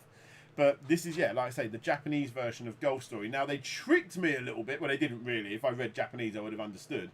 But I thought this came with the soundtrack on cassette tape, because I saw a picture of a cassette when I ordered it. Nope. The cassette is a sticker. So yeah, I mean, it's a beautiful, beautiful looking game. It comes with these really, really high quality art cards. This is like my latest purchase. It only came through the door like within the last week. Really cool. You got a little card you can make yourself, not that you ever would, which is really nice. Really, really nice. That's a good one. So I like that one. So yeah, it comes in this beautiful cover. I think it was Limited Run that did a version of this, which I missed out on. So yeah, I got this version on import, and it's really cool. It's a really nice little looking game. So I'm excited to dig into that one. Next up, you've got Gigantic Army. Now this is a game by, is it Pro Jared? Pro Jared put this one out? I'm pretty sure he did. This is odd. This is really, really odd. Now, I may be wrong with this, but I understand that, from my understanding, what's happened with this is, you know, that they've created this game and put it out as a limited amount of games. You know, the smallest amount that you can do. What was it, like 3,000 games or whatever? And then they sent a batch of them to China for PlayAsia to basically have their own version of it. Because the reason I'm saying that is, the game is, you probably can't see, but the code on the game basically states that it's a European game. But it's come from China. So I bought something that I could have bought in the shop quite cheaply from the UK, where I'm from. But instead, I bought it from China. So someone from Europe sent it over to China and then sent it back to me. But put a sticker on in the process. It's a really bizarre one. It's a really, really bizarre one. It's not Pro Jared, is it? I can't remember the guy's name. It's someone that basically puts out these games. But, yeah, there you go. Anyway. Gigantic Army. It's a cool game, actually. It's like a 2D sort of platform action game where you control a big mech thing, shooting other mech things. It's really good. Really, really good. I like that game. Next up, we've got another Play Asia game right here. This one is Ghost and Unepic. Let's go up here. There we go. So this is actually 2 games. I believe some of these came out on the PlayStation 4. In fact, yes, they did. Here's my PlayStation 4 version of Unepic. So, yeah, this is 2 games that they put on one cartridge. It looks like it's dirty with all the little white dots, which always throws me off, but they're little stars. It's the same with all of the Play Asia releases. Oh, look, I've not even opened the case, the CD. Let's do it live together. So, this is one of the games that I've actually still not played. I don't think I'm going to be able to open it. Yes, I am. Here we go. Original soundtrack to Ghost 1.0 and Unepic.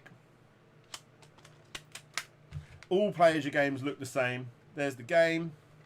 And then if you reverse the cover, it's Unepic. That's their way of doing it, which I think was quite clever. I'm pretty sure when you put the game in, it actually puts the games onto the home screen rather than playing it off the well, it does play it off the cartridge, obviously, but yeah, I'm pretty sure that's how they do it. And yeah, there you go. I can't really tell you too much about this game because I've not played this game. Got both on Steam. Are they any good?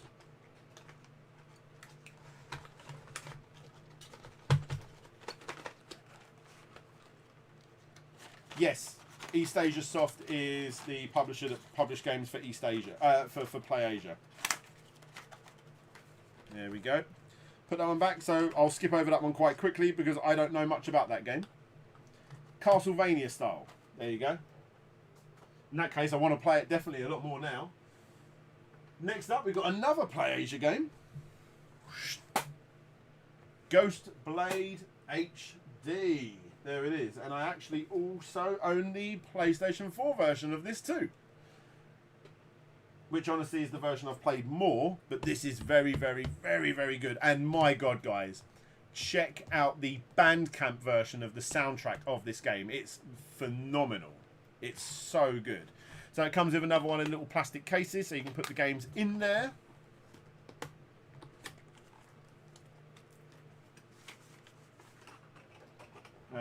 Here is everything that comes with it. So you've got the game itself. Another little instruction manual to see how thick this one is. Again, only 4 pages, which is a bit of a shame that they're going for that exact same style as last time. It's a reversible cover, which is nice. It looks more like the original Dreamcast release. This is one of the first big and better Dreamcast games that came out after it was like after the Dreamcast had died. One of the first unlicensed games for the Dreamcast. Really, really good. And this is obviously the HD version of that. Very, very good game. Oh look, we got a steelbook. Ooh, steelbook. Ooh, which is cool. Blah blah blah. This is number 1093 of 3000, and there is the soundtrack. I tell you what, this is probably one of the best Play Asia soundtracks they've put out there. This is number 10, which is the final one that I've bought from Play Asia. Although they've just put out another shmup, which makes me think that I might check that out. Hey, Mainmaster, how you doing? Good to see you here, buddy. So that's that. I'm going to try and put all this back in there. I probably shouldn't because this stream's going to take a really, really long time if I don't hurry up. But it's all good. It's all good. Put that in there. That's that. That's that. And like I say, it comes with a little keychain, which is nice. Now I can't put the case back in. There we go. Job done. And next up, we've nearly done the first shelf. Shelf 1 of 3, by the way. Grip. So I bought this game after playing it at a convention. It's like a spiritual successor to Roll Cage, I believe. And I mean, it's pretty. It's actually really, really good on PC, but it chugs badly on the Switch. As soon as you got a few of these bad boys on the screen at once, it really, really isn't that great. Bad inlay, poor that cover, and this is actually the imported version. I think this is like the cheapest game I saw on PlayAsia when I bought stuff off PlayAsia. It was just like a cheap, like $12 or something like that. Really, really sad with this one. Moving on. Here's a game that's on my to play list, and I've still never played it. Oh, went too far. Hyrule Warriors Definitive Edition. I missed out on this when it came out on the Wii U. Don't hurry up. 103 viewers is just awesome. Thank you for your donation there, Vicoco. Again, I really appreciate that, buddy. That's super nice of you. I'm not hurrying up. I'm just getting through the ones I'm not that interested in. I can't tell you much about this game, except that it's obviously like a Dynasty Warriors, or Dynasty Warriors, however you want to say it, type game. I've just never played it. Never played it. Michael Jackson! Move out the way! But yeah, I want to play this game. I just keep forgetting I've got it and not playing it. But I will. I will. And now we're on to shelf number 2, and we're on to another game from Numbskull Games. I have pumped so much time into this game. It is unreal, and I know Nintendo Freaks has too. This game, my God. Get this game. If you like anything like Top Gear or Outrun or anything like that, this is an absolute must own. Marcus M, 10 out of 10 game, yes. Huge fan of Horizon Chase Turbo, oh my God, yes. It's super, super good. I've now 100%ed the main campaign. It's so good, guys. It took me a long time to do that, and now I'm working my way through the... I think they've called it the Splash Zone, which is obviously a heavy inspiration on the Outrun games, but it's so good. So yeah, there you go. You got the inlay there. Little card. And I'm pretty sure these all sold out, but Numbskull have done or are doing a second run. So definitely worth checking it out. If you haven't got this game, it is an absolute must for whatever system you decide to get it on. Definitely.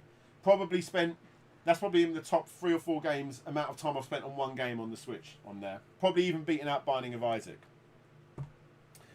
And where's my main man Ryan? Because Ryan, we've got this bad boy, and I'm very sorry to say I've left the vinyl that come with this out in the garage where all my vinyls are, but Human Fall Flat is a wicked game. This is the first game by Super Rare Games. Really cool looking game. A really cool game.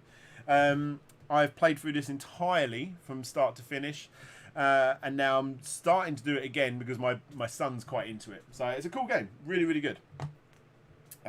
So with Super Rare Games, get a little sticker. They actually come in these like almost like sweet wrappers, where you have the game in there, and you have like cards that you basically collect for each game, all that sort of stuff.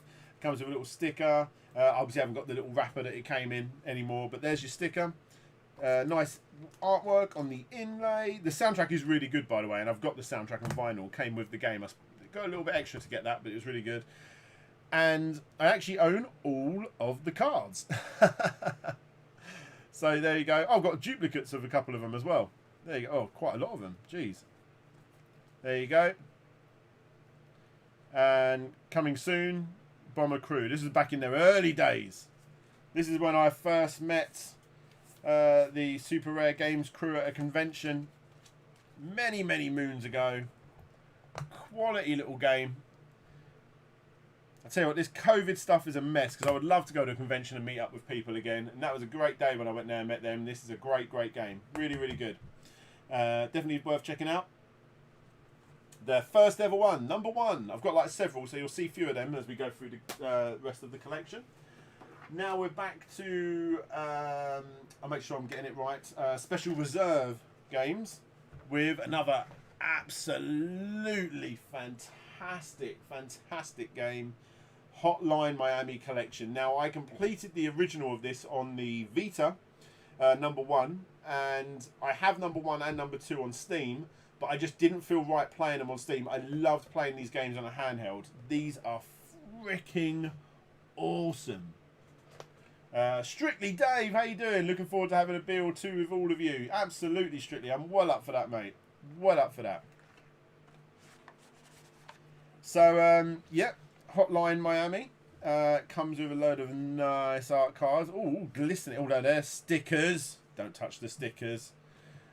The extra glistening and nice. Woo! Black insert. You don't see that very often. There you go. Reversible cover, which is really nice. Really hard booklet, which is nice. Hotline Miami 1 and 2. Completed both of these on the Switch, one after another. And they have that little hole there, so when you put the game in, you can see what number you are. I've got number 498 of 8,000. And I'm pretty sure they sold out as well. Shows you how big that game is. Anyone that hasn't played it, they're like sort of a top-down murder fest. It really is. Look at the quality they go into, even like writing on the inlay of their cards. It's really nice. Great game. Ryan Brown has offered you a chance to visit the Super Rare offices when things clear up. I'm going to take you up on that, mate. Absolutely. And yay, Dave, Gamescom 2021, we're all meeting up, calling it now. Well up for that, mate. Well up for that. Next up, we've got another Nicalis game. Italdew 2. I've not played it too much.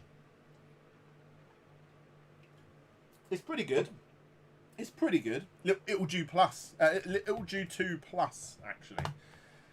Just like all iCarless games, they always have little extra bits in there. You've got a nice little manual. Really good quality manual, which is really nice. A little map. It's kind of like a the Zelda game, I suppose is the best way of putting it. Top-down one. Not really a map. I mean, it's tiny. But, I mean, yeah, it's a little thing that comes with it. It's pretty cool. It's pretty cool. That's the sticker that was on the cellophane on the outside, but I didn't want to throw it away. Secret bonus items inside. It doesn't even tell you. So, yeah, nice artwork on the inside. And there you go. All very, very colourful, very nice. I can't give you too much information on this because I've not played it loads. But it is a good game from what I have played. This bad boy has come out digitally in Western territories. But this is the Japanese version of Kunio-kun, the World Classics Collection. So this is a massive collection of old Double Dragon games, the Kunio-kun games. There's like the basketball Kunio-kun games. So that's really cool. Really, really cool. Yeah, it's really nice. There's a lot of games. Boo! Boo! White inlay. This wasn't the cheapest import either. And 18 different games. I believe they might have even added 1 or 2 since then as well. Good game. Good game.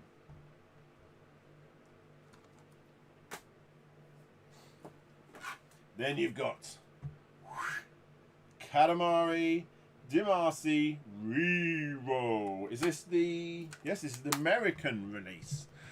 For a time, this was actually quite hard to get. I believe they did a second run of it, though, maybe? Excellent, excellent game. I played this so much back on the PlayStation 2. And I think I played it more on the 360, actually. I've not put as much time on this one, but it's a fun game still. And I know I'm going to. So, yeah, it's a really cool game. Except for the fact that you have the dreaded dun dun dun white with black text. Boo! Not good. Katamari Damacy Reroll, but still a very, very good game.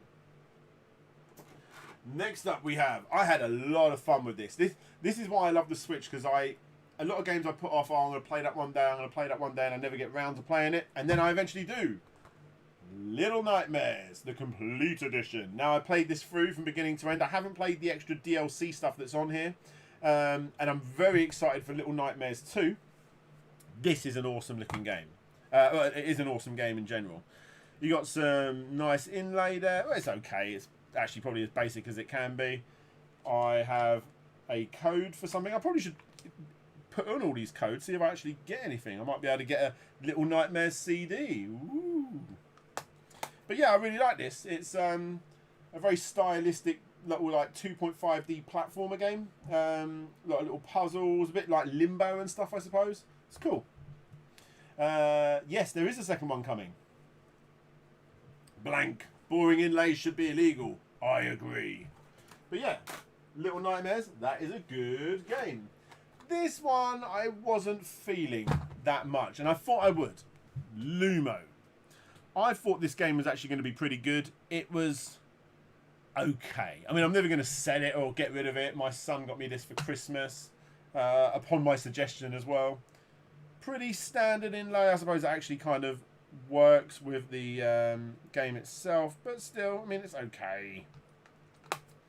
It's sort of an isometric game, takes you back to the old ZX Spectrum, head over heels type days. I don't know, either those sort of games have just passed their sell-by date, or it's, I don't know, it's just got a bit boring now, but okay, that's fine. Lumo. There you go. Next up we have, where's Ryan? Are you Ryan? Ryan! Ooh. Little Inferno. From the people that did World of Goo. And I've done a complete history on World of Goo. It's one of my worst numbers that I've ever put out on a complete history. But it's only because it's like an indie game. There's only one game on there. The game itself, World of Goo, as you all know, is fantastic.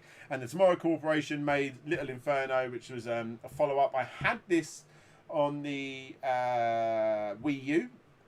I got it again for the Switch. There was a slightly more expensive version that came with a steelbook, which was very, very nice looking.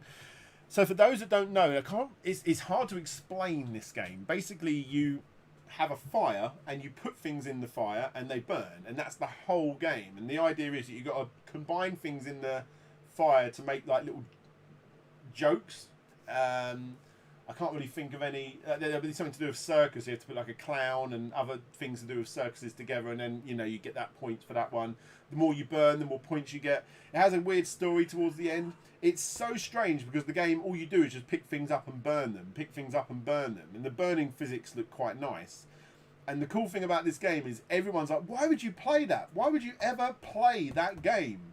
And my wife is one of those people, and I said, "Try it." And she did not want to put it down. She was just so interested. What? Just kept burning things, obsessed with burning things. It's an addictive game, and even I don't know why it's addictive. But it's a cool game. It's a cool game. So yeah, Little Inferno. This is super rare again. It comes in that like sort of sweet wrapper plastic casing, and inside that plastic casing you have a sticker, which is basically all their stickers are their logo, but then the image inside the logo is to do with that particular game. So yeah, this is that one.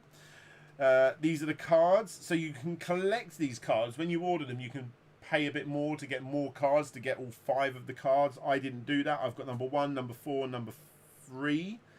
So yeah, I'm missing number 2 and 5. And here we go. Got a little booklet. High quality. And look, these are all the items that you actually burn. Oh, let's move down here. These are all the items you actually burn in the game. Is really, really odd. Yeah, there you go. If you haven't checked out the complete history on the World of Goo, by the way, go and check it out. It's like I say, one of my worst complete histories in terms of numbers, but it's a really cool story. I wouldn't have done it if it wasn't. So yeah, Little Inferno from the people that did World of Goo. Good game. Good game. There's that one. Top-notch burning physics confirmed, says Ryan. Absolutely. Little Inferno really is a game you have to play to understand. It really is an interesting game, says Nightwheel. Nightwheel is not wrong. He's not wrong. So, next up, we got one of the big budget titles from Nintendo. Luigi's Mansion 3, which is probably one of the best games. Did it come out this year? Or did it come out last year? It was this year, wasn't it?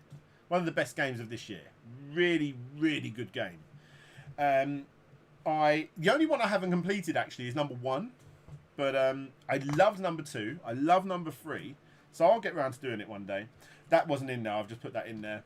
Inlay is basic as all first-party Nintendo games go. They should really put more effort into their physical releases. I suppose they want everyone to move to digital, but still, you know, I mean, it's to be expected. All Nintendo first-party games are like this. But this one did come with a little doggy. Little doggy keyring. Try and move it like that. There you go. And that was what was attached to the top, so I'll just put that in there. There's that. Saying that, it did also come with this. Another steelbook. So it looks like that. Oh, and that's the inlay, isn't it? Oh, and they've just gone for a black inlay. So the inlay there is the back of that box. Yeah, it's an awesome game. It's one of those games that now I've completed. You know, I'm not that worried about playing it again, but I will play it again one day. Maybe one day when I do a complete history on Luigi's Mansion. I hope that isn't the end for the franchise, because I really like that game. My wife and me played through that game 3 times. I love that game. Just wow. I mean, yeah, it's really, really good. Vike Echo. I actually, you know what? I do see myself playing through it again, probably with my son. So that'd be cool. And €5 on the donation there. Thank you very, very much, my good sir. This game. Any Metroidvania-esque fans out there have to go and find this game. But be warned, unless they've done a second one that I've not heard of, it's become quite an expensive game. Monster Boy. I mean, games like this normally only go for about 20 or 30 to buy, 20 or 30 quid in my experience when you get them on Amazon or whatever. This game was like a full price game, and oh my god, it's so good. This game is incredible. The only thing I will say is you'll get to a point where you want to complete it 100%, and the final 2 bits of puzzle that you need are so stupidly cryptic. There's just no way you would know. You have to learn, once you've completed the game practically, and you want to do that tiny little bit extra, you're going to have to look up how to do it on like a walkthrough or something, because it's so stupidly cryptic. But this game is freaking awesome. So actually, when I say a second print run, I think maybe a third, actually. So the idea of this game, yeah, you play as this little kid here. It's like a Metroidvania-esque game. As you go through, you start getting all these different abilities where you become a snake, a frog, a pig, and all that sort of stuff. And they play differently in the world surrounding you. You keep going back and forth. It's just so good, and it looks really nice. A lot of the people that worked on Streets of Rage 4 worked on this, if I'm not mistaken. So yeah, you've got a little instruction booklet. There we go. Very, very nice. Very, very nice. You got more stickers. Woo, more stickers. And yeah, there you go. It's very cool. Nice little inlay and nice imagery on the back. Now, apparently, from what I understand, is if you have this version with the stickers, it's worth a lot of money. Potentially triple digits. So, if you have the version with the stickers, don't stick them on anything. But then don't sell it, because it's a really good game anyway. So there's that. Now we are looking at probably the most obvious game that everyone on the Switch owns. Mario Kart 8 Deluxe. Wicked, wicked game. Brilliant, brilliant game. And Nintendo freaks, thank you for being my 50th like. Although I reckon everyone in this room can probably get it to about, what, 70? Let's have a look. Yeah, I can see 50 over there. My PC's over there. 50 likes. I'm sure we can get a few more. Come on, people. Get a few more likes in there. Nightwheel says, I actually don't have this yet. I mean, if you have it on the Wii U, there isn't any point. I sold my Wii U version to get this because this version is the one that has the better battle mode. And never played that battle mode. I just played the normal game. I definitely put more time in on the Wii U version. It's a good game. I've got no qualms in saying it's the best kart racer ever made, in my opinion. Really good game. There you go. I didn't notice the likes until you mentioned. Ah, well, come on, guys, get hitting that like button. So this is the game that the most recent game that I've been playing on the Switch. I ported Mr. Blobby to Mario Kart 8 on the Wii U. Really? So here we go. We got Mr. Driller in, I think it's in Drill Land, it's called. I love the Mr. Driller games. Pumped so much time into the DS version and the Dreamcast version. Actually, on the Game Boy Color version as well. So, yeah, decided I was going to get this because it's been a few generations since I've put any real time into a Mr. Driller game. And this game is very, very good. Although it threw me off big time when I played it. The Switch version is a lazy port. Yes, I didn't realise that this was actually a port of another game and there's not a lot extra to it. The reason it threw me off, and this is probably not new news to anyone else, but it is to me, because it's been a good long time since I've played the Mr. Driller game properly. There's not just a typical drilling version. There's like an RPG one. There's one where you play in space and get different power-ups. It took me a while to like those extra modes, and you have to play those extra modes to get to the harder levels. So yeah, I mean, it's good, but as Nintendo Freak said, it's a bit of a lazy port. So yeah, Mr. Driller, nice inlay, very nice, and lots of Japanese text on the back, which is always good. I like that. There's Mr. Driller in Drill Land. Back again to Special Reserve Games. Boy, have I put some time into this game. The Messenger. Now, this is a little bit of an extra special version of The Messenger. A lot of people have this. I think there's like probably 3,000 or 4,000 copies of this. But this is one of the unnumbered versions. So if I'm not mistaken, let's actually get this bad boy open. I got that for free on the Epic Store. Good for you. It's a very, very good game. I'm sure you enjoyed it because it is a very good game. So, The Messenger, there it is. You got that in there. Their instruction booklet, which is very similar to all their ones. More stickers, just like they always do. Their instruction manual is, as always, excellent quality. Very, very nice. And quite a lot harder. The thickness. And that is such a different sort of matted, almost soft card feel to it. It's really strange. Really, really nice. Then you've got another instruction booklet. Is this the same again? No way. Is that the same again as this one? Let me have a look. There's page 4 and 5. Yeah, they tend to do this a lot.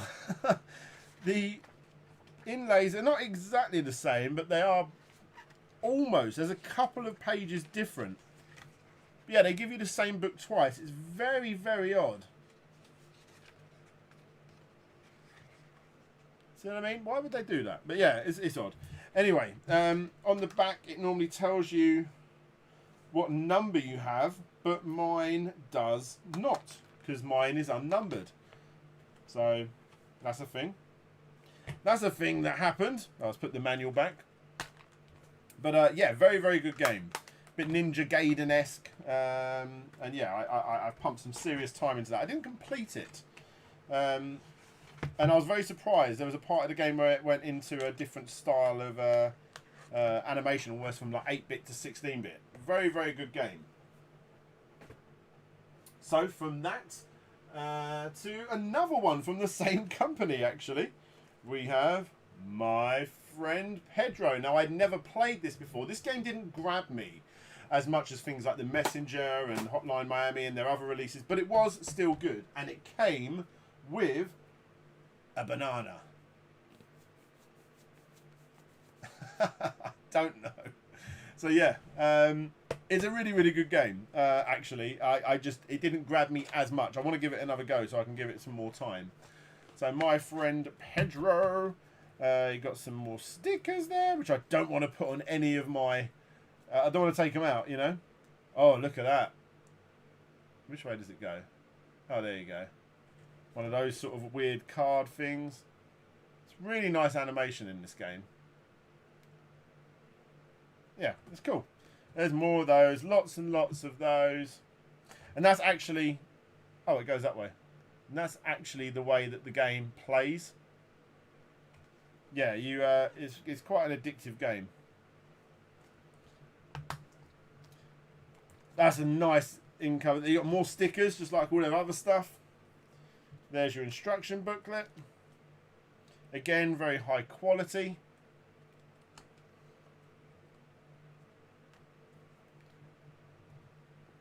No banana for me.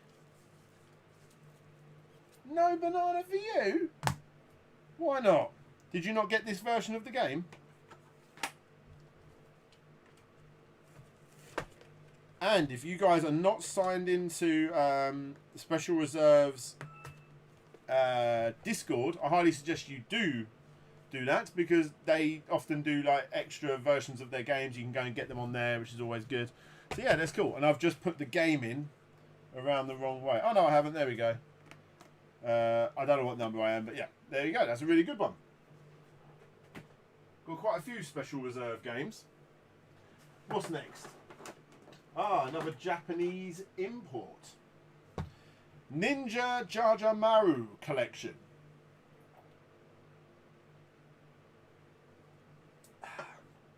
So, this game I didn't know anything about, but I like to collect classic like arcadey type games and old NES games as bundles on the Nintendo Switch, and this is one that I decided I was going to get, and it's really, really stupidly addictive. It also is the only version of a newer version of the game. It plays like a mix between Flicky and the original Mario Brothers, I suppose, but a lot more frantic. It's so good. There's also like an RPG game in there as well. It's like a collection of several games. The RPG one, obviously, I can't play at all because it's in Japanese, but it's very, very good. And there was this stupidly beautiful collector's set which actually come with like a sort of like a sushi bowl, which I would have really liked. Vikeco, never heard of it. What's it called again? So this is Ninja Jaja. Let's try, hopefully that zooms in for you. Ninja Jajamaru collection. It's really quite addictive. And the new version they've put on there, which is like sort of like a remix of the old games, is really quite addictive. I didn't know nothing about this until I bought this collection, but I like to buy these retro collections, and this was a great one. Really, really good one. Definitely worth checking out. Gonna gloss over this one pretty quickly.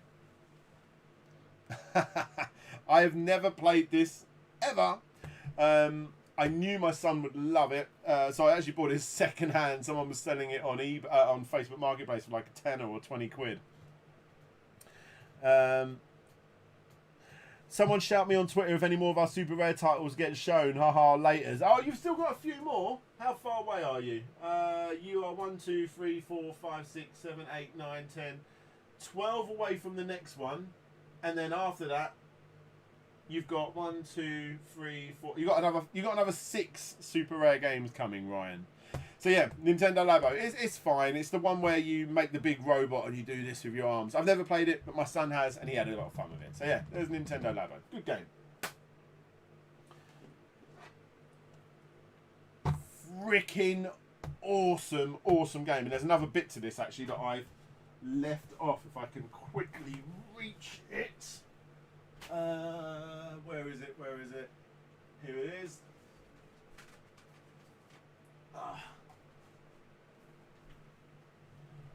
Trying to get back to my back to where I was. Here we go. There's the soundtrack. So I got this early. If you was one of the early people to buy this off PlayAsia, you actually got the soundtrack as well. Oh, this is such a good game, guys. This is such a good game. So it's essentially a remake of a remake. You had the arcade game originally, then you had the Super Nintendo game, which is technically a different game, really. And then you had this version, which is a beefed up version of the Super Nintendo version, and it's so good. It's 2D beat 'em up game. You've really got to learn the moves of the ninjas to be able to actually get anywhere in the game.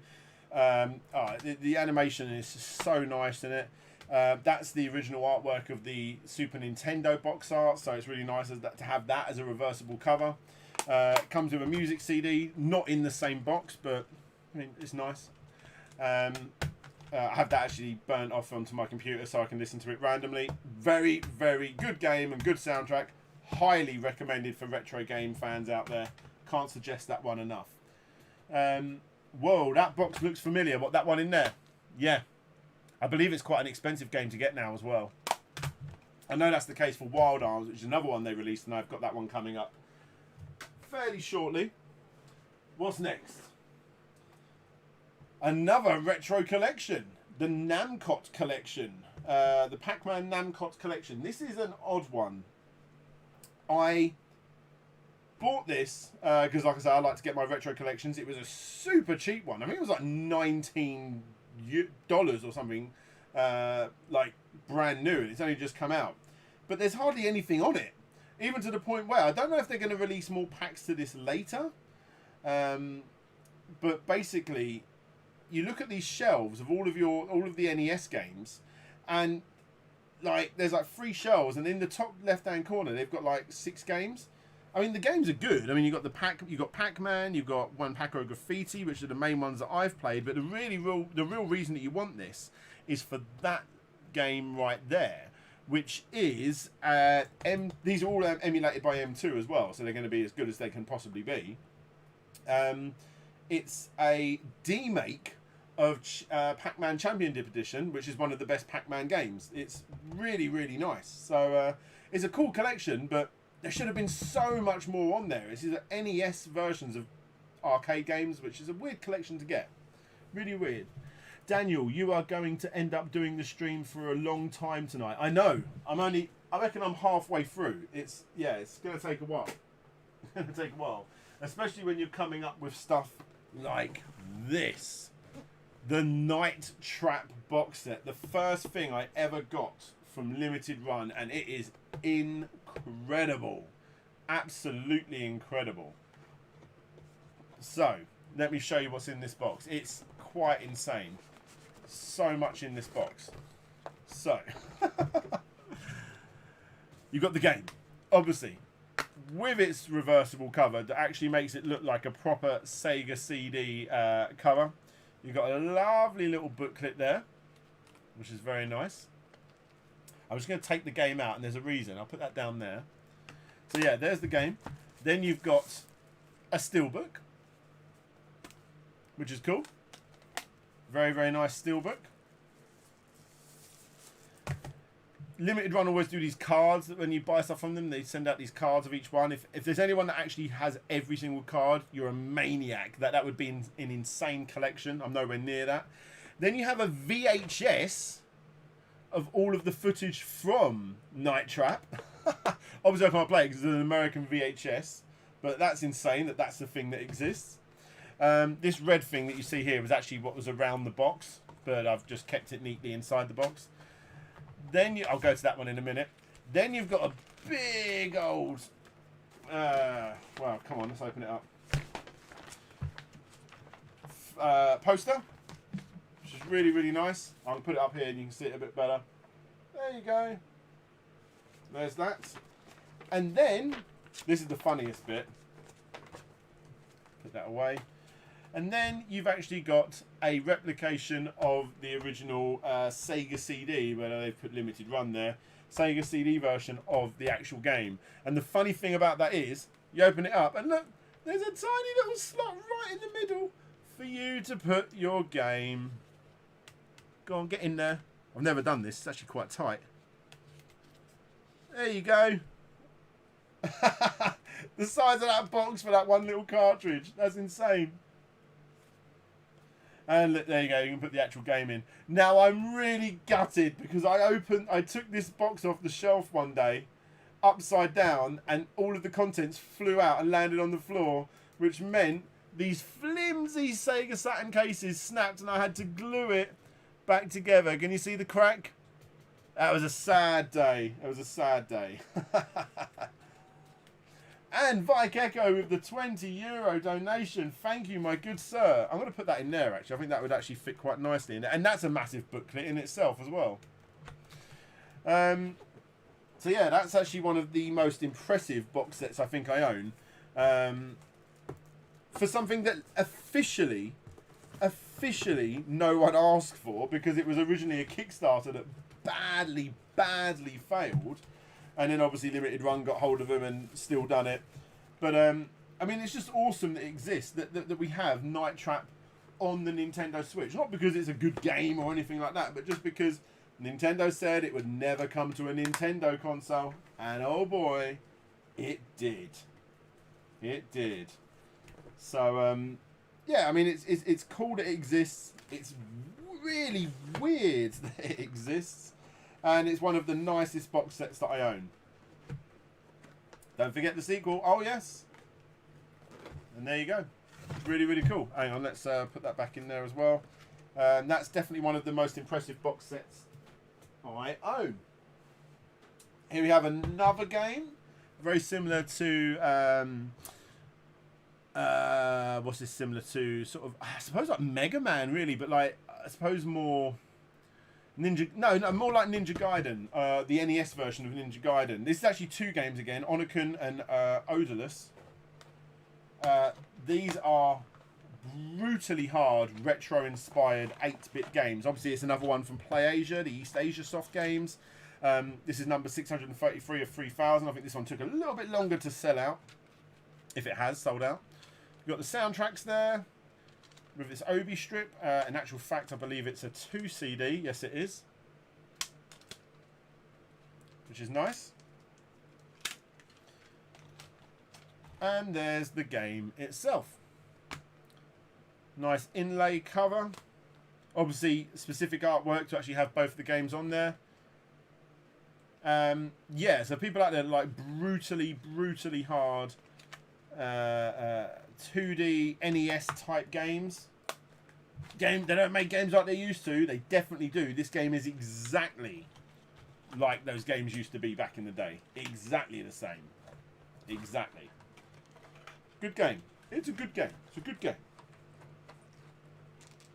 Put that one away. I say it's a good game. I haven't given it loads of time, but from what I've played of it, it is good. It is good. There you go. Like I said, number 633 of, what is it, 3,000? So that's cool. Next up, guys, I've done a video on this one. Pretty much gone digital with the Switch. Also makes no sense of it being a handheld. I have the large red box. Later verification of the Switch, but I've never played it on my TV, only use it in handheld. I mostly play it in handheld, but I am reminded every time when I try and collect footage or whatever how good the Nintendo Switch is in docked mode. It's really good. Anyway, Panty Party. easily the weirdest game I own for the Switch. You play as, if people haven't seen the video on my channel, you play as a pair of panties and you fly around shooting other pairs of panties. Otherwise, all of the hot anime chicks are going to turn into, you guessed it, panties. Again, it comes with a little box, so you can put the game cartridge in there if you want. No one ever does, I'm sure they don't. And inside, you have the music CD. Now, this music CD, I'm just going to scrooch down, my legs are killing me. This music CD is a bit odd because look at how much data is used. Can you see? Can you see how much data is used? Well, basically, it gets to about there. There's only 2 tracks on this. You've got the theme tune to Panty Party and the karaoke version of Panty Party. There you go. You've got a sticker. Obviously, you had the key ring, which I've already shown you. There's the game itself. Like that. Nice little inlay. It's very nice. Fairly thin manual, in all honesty. The game itself is really not that bad. It's definitely not like a sexualized game. You literally just play as a pair of panties that fly around. There you go. You've got a card. I've got number 1407 of 3000. There's some stickers of panties in case you want to stick them places. More stickers of panties. And then this, it was on the top. You have an actual pair of panties.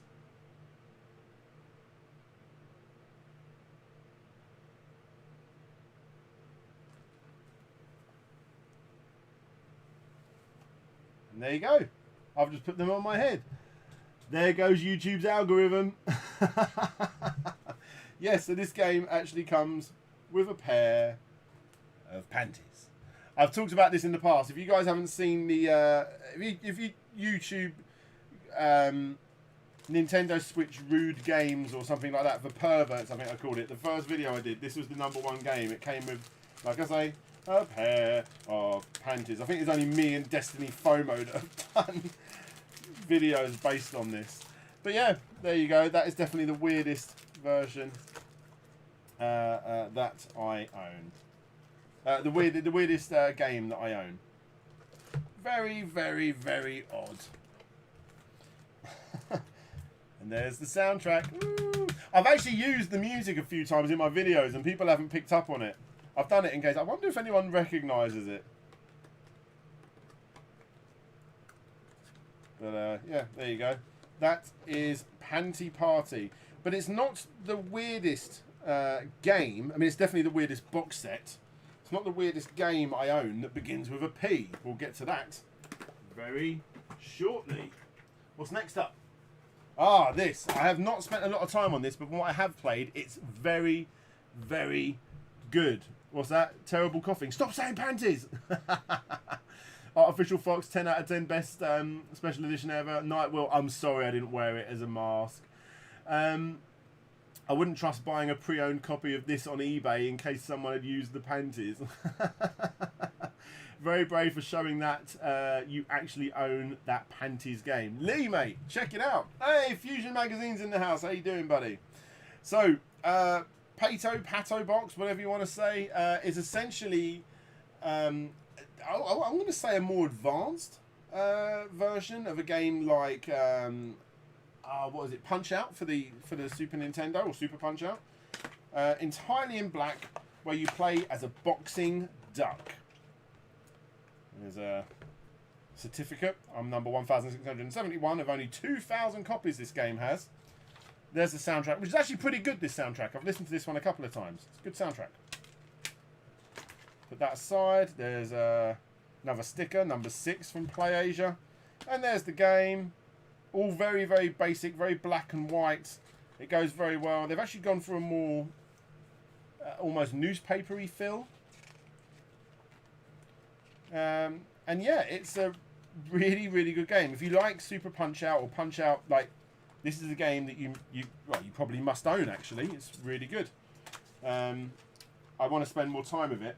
I know it's going to be a very addictive game when I eventually do. And that's that one. Next up, we have... one of the first games I ever got. That is the first game I ever imported for my Nintendo Switch. Puyo Puyo Tetris. Completed this completely. I became quite good at Puyo Puyo through playing this game. I still think Tetris is probably the better game. And I'm better at Tetris than Puyo Puyo. But I tend to beat people at Puyo Puyo more because not many people are good at Puyo Puyo. So yeah, it's a really good game. Actually, that's where I got it from. Nin Nin Game. Look, they're promoting Breath of the Wild. It shows you how old this is. I've just realised I missed one game. I'll go back and show that one in a moment. Very, very basic bit of cars that comes with it. Almost worthless. White inlay, which is a bit of a shame. And loads of Kenji characters on the back. But still, Great game. Crazy in 4-player. You are not wrong. This game is awesome in 4-player. Really, really good. So there you go. That is Puyo Puyo Tetris. And the one I missed from Limited Run. I had to put it aside. I didn't put it on my shelf in order because it was just too big. Lumines Remastered. Lumines is such an addictive game. It is so awesome. I pumped endless amounts of hours playing this on the on the Vita. No, on the PSP originally, and then the Vita, and now it's just the perfect handheld game. I had to own it on the Switch. Who's just donated? Vike Echo, €2. Thank you very much. I'm going to go play some Zelda Panties in the Wild. We'll get to my crazy Zelda box sets in a moment, but appreciate the donation, mate. So, yeah, take that off. There's the massive, massive box. There's the game itself. Let me just get this out. Limited Run, I will say, that there's the card there. Do put a lot of effort into their manuals. Their manuals are really, really nice. Bought quite a few things from Limited Run, which is good. If I take this bit out, it's quite hard to get out. And then you have this, which is a massive vinyl of the excellent, if I hold it up here, the excellent soundtrack. It's so good. Such a beautiful soundtrack.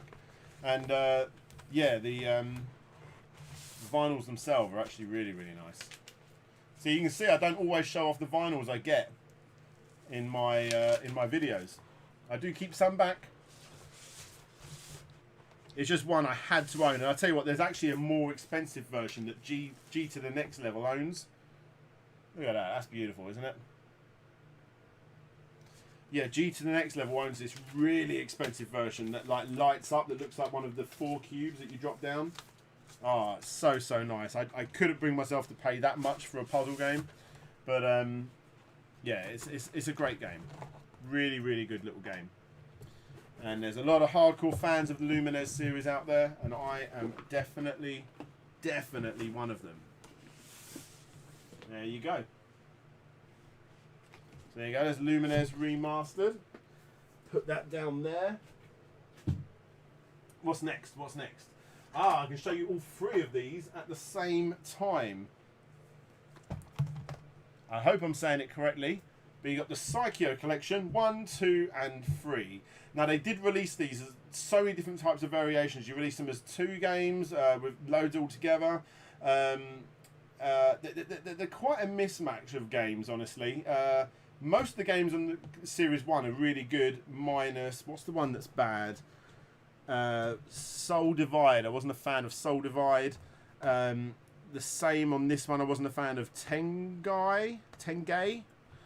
And then on the final one, actually I think I liked all of the ones on the final one, but the final one didn't have a menu. They just put all of the games actually on the Switch itself as separate games rather than one, which was a bit of a shame. But these games are freaking awesome, especially if you have the flip grip. So yeah, really, really cool collection of games right here, and I highly suggest them. They're just basically loads of classic arcade shmups. If you've not played them, I highly suggest at least checking them out. The Strikers series is really good. The Gunbird series is fantastic, and in the 3rd volume, there is actually the Gunbarrack game. I think that's how you pronounce it. That is so good, and also Zero Gunner 2. It plays differently in the normal shmups. You actually have to move your ship around the outside of the screen, shooting inwards. It's very, very clever as the whole world is a bit more 3D, moves around. Brilliant game. Highly suggest checking them out, but they've released them as so many different types of games. That's a good one. That's a very, very good one. So there you go. I just got through 3 at once. Let's have a look. 2 hours so far. Bob. I'm late. How long has this stream been on? Please, been looking forward to this stream. It's been on for 2 hours so far, and I think we're about halfway through. Although some of the later ones are a bit all over the place. We haven't got to the S's yet, or the T's, so I can save those ones for later. Oh, I was going to show you this actually earlier on. The Namco record. I thought it works well with the Namco collection that we had earlier on. It's nice. Very nice. Comes with a nice book that makes the actual record look like you're playing different games, which is really nice. But it's literally just someone playing Pac-Man, and then they recorded it. So it's just lots of weird noises. It's such an odd record to own. But I do own it. I thought I'd quickly show that off. Expedition Theme Park is in the house. How you doing, buddy? Long time no speak. Next up, guys, it's time for another very raunchy game. Dun dun dun dun dun dun dun dun dun. Peach Ball. Where you play as, I'm sure there's a better technical term for it, but essentially furries. You play as these girls that are like half rabbits and half cats and God knows whatever else. They sit in very sexual positions at the top of the pinball machine, and then you got to hit them with the ball to make their boobs jiggle and stuff, which stops them becoming cats and rabbits and things. It's an odd game. They ain't furries, bruh. I'm sorry, Flick. Like I said, I don't really know like the right terminology for all that sort of stuff. I'm sure someone would like it. Yeah, but it's hilarious. It's the game I always put on when like my wife has friends over just to like embarrass her. Yeah, there you go. That's a game that exists. Next up we have another super rare game. Does everyone want to go tag Ryan on Twitter? Because next we have, I didn't actually mention this one in a video, but it's a very good game. Very good game. There's a little card they send you. Super Rare Games. Thank you for your purchase. Cube 2. Now, this is one of the few games that I got to the end and just stopped playing. I never finished it, but it's a really good game. Everyone compares it to like Portal. Well, everyone compared the original to Portal, but this is just such a better game. This is so much more rounded than any of the other ones. But yeah, it's a cool game. It's really cool. So Cube 2, as usual with Super Rare Games, you get it in like sort of this sweet plastic wrapper. You get cards with it. I don't have all 5 cards. I have numbers. What numbers have I got? Number 5, number 2, and number 3. There they are right there. There is your sticker. Here is your manual. Everyone's saying hairy birds. There you go. Oh, I use that excuse all the time, Bob. I'm going to use it as an excuse for a video. Look at that. It's just literally artwork. Oh, there's your instructions, and all the rest is artwork, which is nice. Which is nice. I didn't have to do that. There it is. And that is the third Super Rare Games game that I own. So that's that one. This is a very, very impressive collection. So this technically should have made my list change from 103 to like 4, 5, 6, 7, 107. But I was nice and, you know, whatever. This is the Japanese import of the Rockman and Rockman X collection. There is one more game that you can buy to fill this up, and we'll go over that in a minute. But essentially, this is a really, really a pretty damn impressive collection. So basically, yeah, let's get that. There's a little bit of card in there. Just take that bit of card out, and then you have this bit that goes around the edge. It's really annoying. It's really hard. It's really easy to bend that. I wish that wasn't on there, and I don't really know what to do with it now because I don't want to bend it in half or anything and, you know, ruin it. But whatever. So you have this beautiful box. Really, really nice box. I mean, look at that. That is lovely, isn't it? And then inside the box, you have, we'll go the other way actually. So you can buy all of these individually. You've got a Rockman Classics Collection, the original one. Now you can buy this one individually, but you can also buy this with a download code of Rockman Classic Collection Volume 2. Or if you get this box set, is the only way you can get this as a physical game. which is Rockman Classic Collections Volume 2. So that's all games from 7 to 10. And obviously this is 1 to 6. So yeah, they're the original NES games. Rockman 1 to 10. Then you have the Rockman X Collection 1 to 4. So they're the Super Nintendo ones. Oh, they're the ones I prefer the most. You know, for the Super Nintendo. And then on this one you have 5, 6, 7 and 8. Then you have Rockman 11, and then you can also get the, I want to say the Game Boy Advance one, which is Rockman ZX and stuff like that. I've never been the biggest fan of Rockman, but I know I wanted to get into them a lot more. So I decided to go for Rockman over the Mega Man games, just because I thought, you know, it'd be a cool collection to collect for. But it also came with this little thing right here. Let me just move those aside.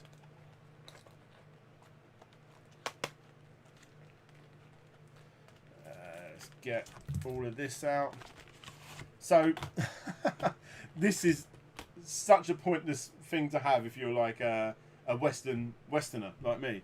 This is the script for Rockman 11, and it is entirely in Japanese. Like, you can't read that at all. Every single page. It's like just such a pointless book to own. Then you have these like weird acrylic stands, which I believe, if I just open it up, that, and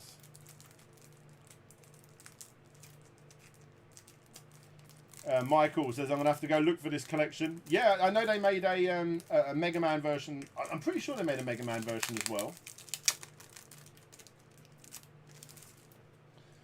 So the idea is that you put this little thing like that, and I think this is actually really cool because it's actually got all of the different Mega Man art styles. I'm hoping that will zoom in for you in one moment.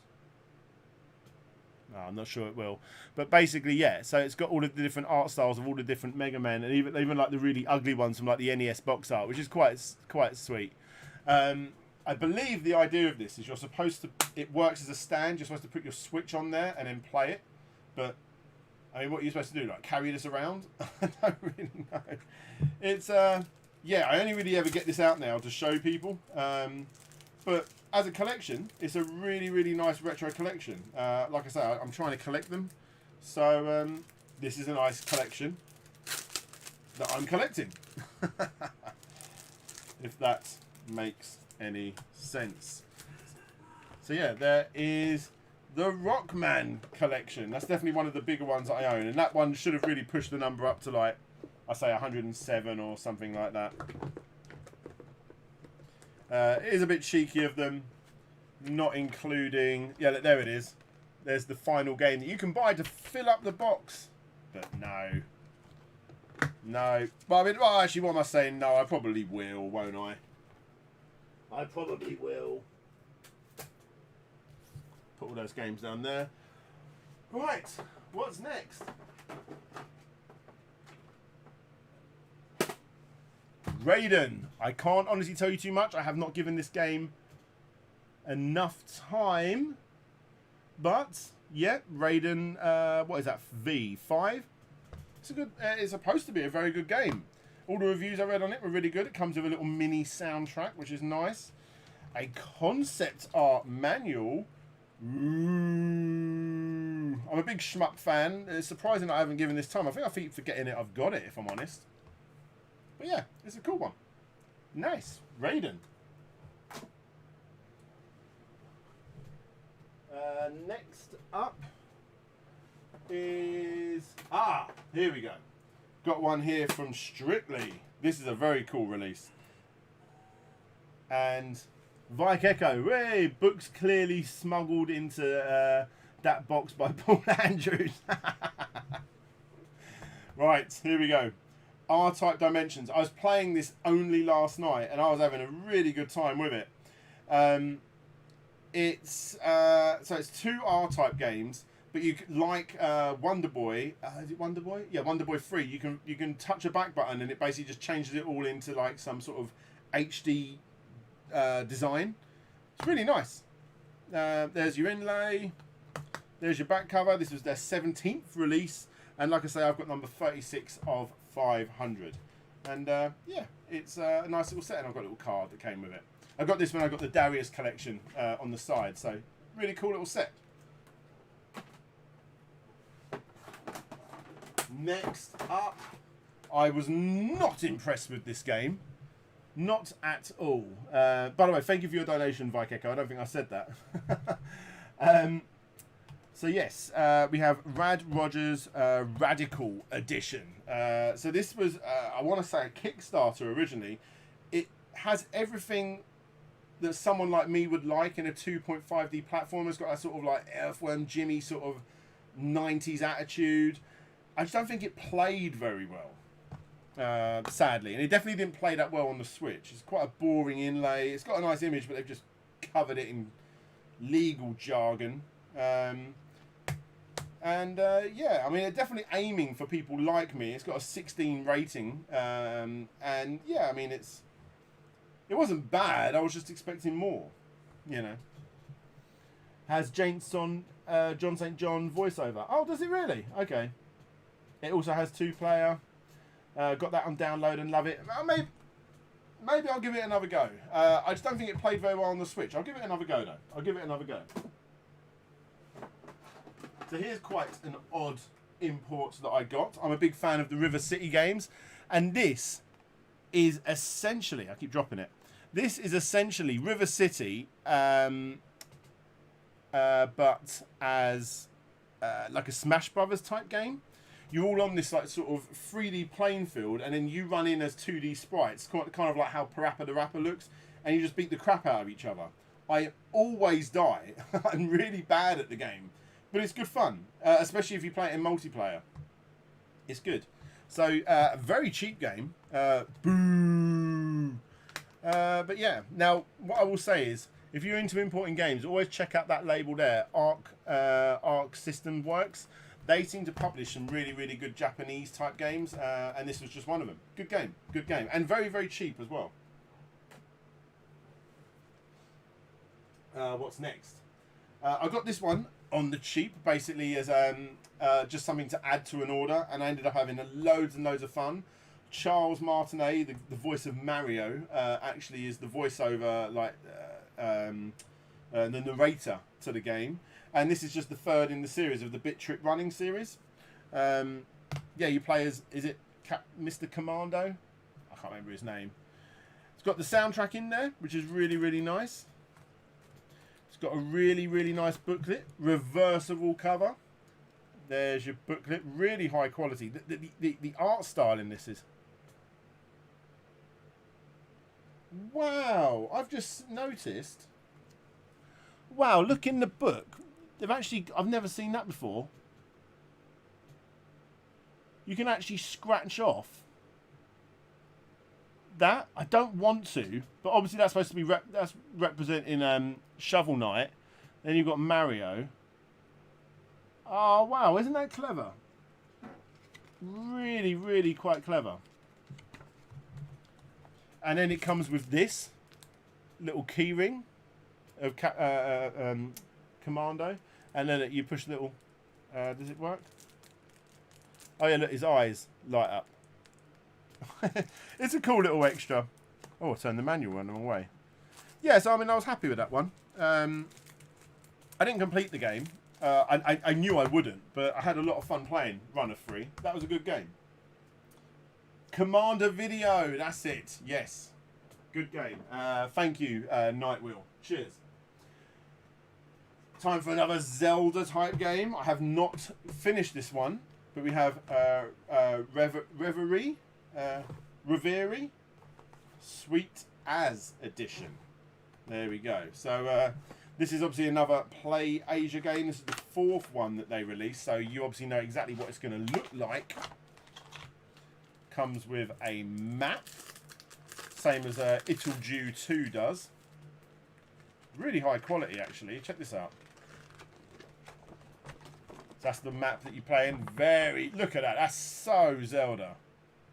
So Zelda. Move that aside.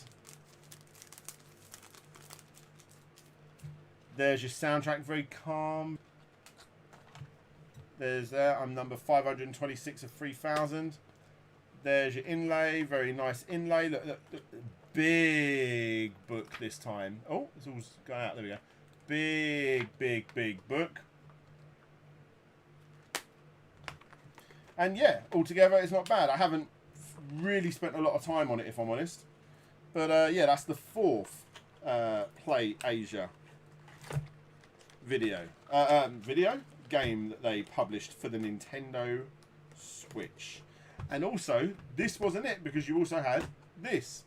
This was strange. Check this out. So this is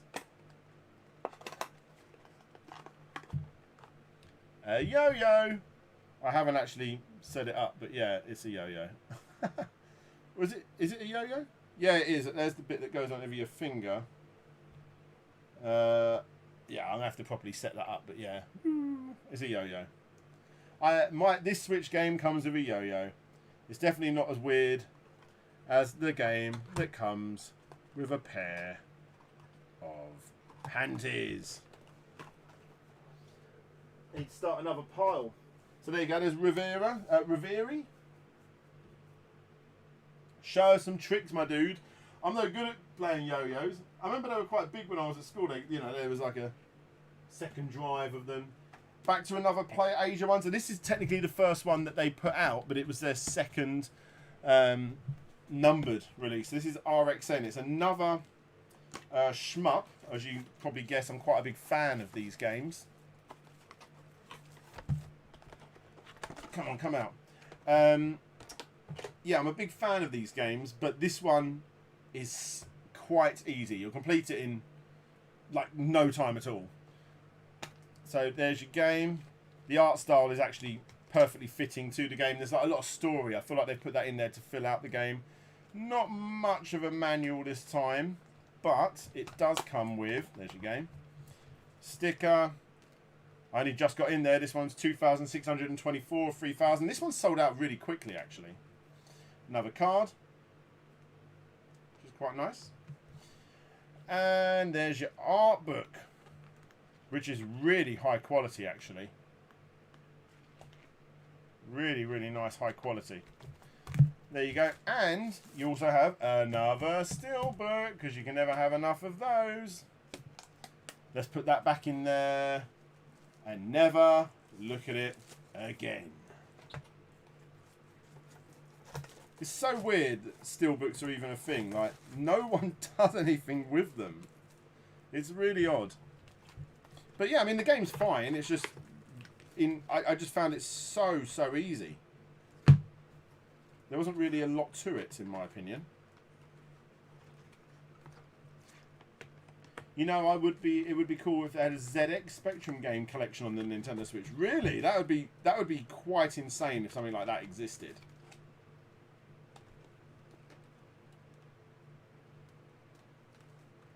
That one would be quite weird. This box is always harder to do up. There we go. Next up. This, guys, is one of my favourite collections that I have. I love this limited run version of River City Girls for the Nintendo Switch. It is so nice. This is awesome. So check this out. I did a review on this. It was actually quite a popular review, actually, as reviews go on the channel. If I take this out, that's just come off. Let me just pull that out. Here we go. So, firstly, the production on the actual box itself is really, really nice. If I just lean this forward, you can actually see it comes on top with their little necklaces, which is really cool. And then you can take... Oh, actually, let's take the game out first. So, you got the game. The booklet is fat. It is seriously fat. There is so much. Oh, let's come down here. So much in that booklet. Really, really nice game. Yep, good artwork, all that sort of stuff. It's got that sort of like Pokemon shiny sort of thing going on, you know. There we go. You take that whole section out, and then was that Vike Echo? Breath of the Wild 2 will test the Rotting Tegra 1 the last time. yeah, there's all the talk at the moment about Breath of the Wild 2. We'll get to Breath of the Wild in a moment when I get... Well, not in a moment. That's obviously in the Z's. I've got a while before I get there. But, yeah. I'll talk about my opinions on Breath of the Wild soon. But anyway, in the rest of this, you've got student ID. Thank you for your donation, by the way.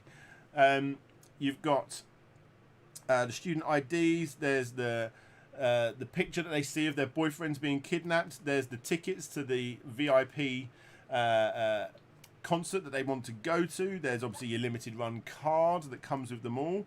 There's loads of art cards, which actually look really, really nice. Really, really cool. That one's voiced by Jacksepticeye, actually. You have a massive, massive, look at that, poster. If I lift it up over this side. There it is. Double-sided as well. This game is so good, guys. So, so good.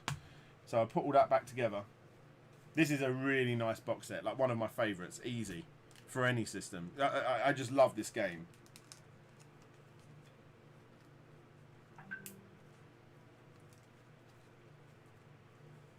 So, bring this forward.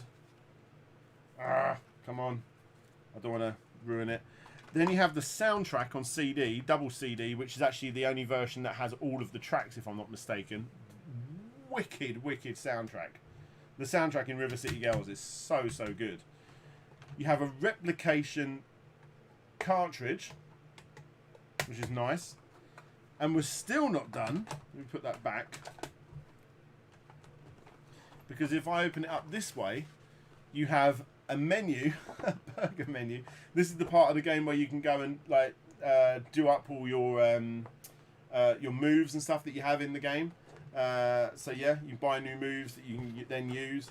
You've got all that, and then the only other thing that you have in here is basically a chain, a very thin, very cheap chain. Come on, go in there for the medallions. So yeah, that's an insane box set. I'm so happy. As soon as Limited Run said they were going to put that one out, I like set my alarm. I had to go and get that one straight away. Big fan of that game. The art style, the music, everything. Definitely one of my games of the year. Adore that title. There we go. We are now moving into the S's, guys. And there are a lot of S's. Let's just start working our way through. We're now to the shelf number 3, the final shelf. Woo! I need a drink. I'm literally going... I'm going to lose my voice. Big time. My phone's over there. I'm going to get my wife to get me a drink if she can hear me. Anyway. Super Mario Party. For the Nintendo Switch. I've honestly not played this game much. Because it's a game where you need to use your Joy-Cons like off, and I hate using the Joy-Cons on their own. It just doesn't feel very good. I wasn't that impressed, honestly, with this at all. Mute the mic and holler. I can't mute the mic and holler because the kids are in bed. But yeah, I mean that's Super Mario Party. It's alright. I wasn't that impressed with it. I think the Mario Party games have got bad since the Wii versions. Give me another Mario Party. Oh, what was the one that had like the Monopoly style game? Number 8. Number 8 was the best one since the GameCube days of number 4. There you go. One of the first games I bought for the Nintendo Switch, and there really wasn't much to it until they did a lot of updates. But yeah, Super Bomberman R. And if I'm not mistaken, the best version of this now is on Stadia, I believe, which is insane to think. But yeah, there you go. Vike Echo, worst Mario Party. 10 is really bad, or maybe even 9. Is it 9 on the GameCube that like everyone moves at the same time? I know you do that in 10 as well. No, I'm going to say 10 because they should have done so much more with the Wii U controller, but they didn't. So that's my opinion. I haven't played them all, but I think 10 is probably the worst. Yes, the Super Bomberman R. It's literally Bomberman. It's quite basic looking, but it looks alright, I suppose. Yeah, 9 is on the Wii and 10 for the Wii U. I thought that was a big disappointment. And there you go. Don't get me wrong, those Wii U levels where you play as Bowser going against everyone were good, but there was only like 10 of them. It was a big shame. Big shame. I've not put a lot of time into this game, and I bought it because I'm a big Metroidvania type fan. Heard a lot of good things about Salt and Sanctuary, and yeah, this is Salt and Sanctuary. Let's have a look. Nice inlay, because that is actually the map from the game, if I'm not mistaken. Try and get all this out without ruining it. So yeah, there you go. There's the map on the inside. What's this for? Oh, Bandcamp copy of the soundtrack. You have...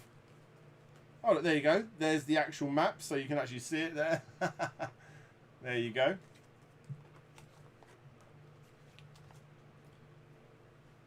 There you go. The soundtrack's... Oh, look, he thanks his cats in the manual. And his dog. What a nice guy. Nice guy. I mean, it's alright. It's got a mature rating. I need to play through this game, really give it some good time, sit down and properly play it. But, yeah, there you go. Salt and Sanctuary. That's that game. Next up is the only game in my entire collection that, one, I've really not given any time to. I really did not give this game much time at all. And it's also the only game that actually has the logo on the side of the box rather than just the text. In my entire 103 games, it's the only one that has that. I notice that every time I look at my big collection of Switch games. So Sonic Forces, there it is. I really haven't given this game a lot of time. I love Generations, and I thought this was... I played it a little bit, I just wasn't really feeling it. Wasn't really feeling it at all.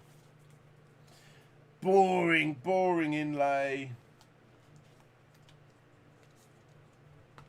I think what didn't help it is it came out the same time as Sonic Mania. So, Sonic Mania or this? I'm going to play Sonic Mania, please. There we go.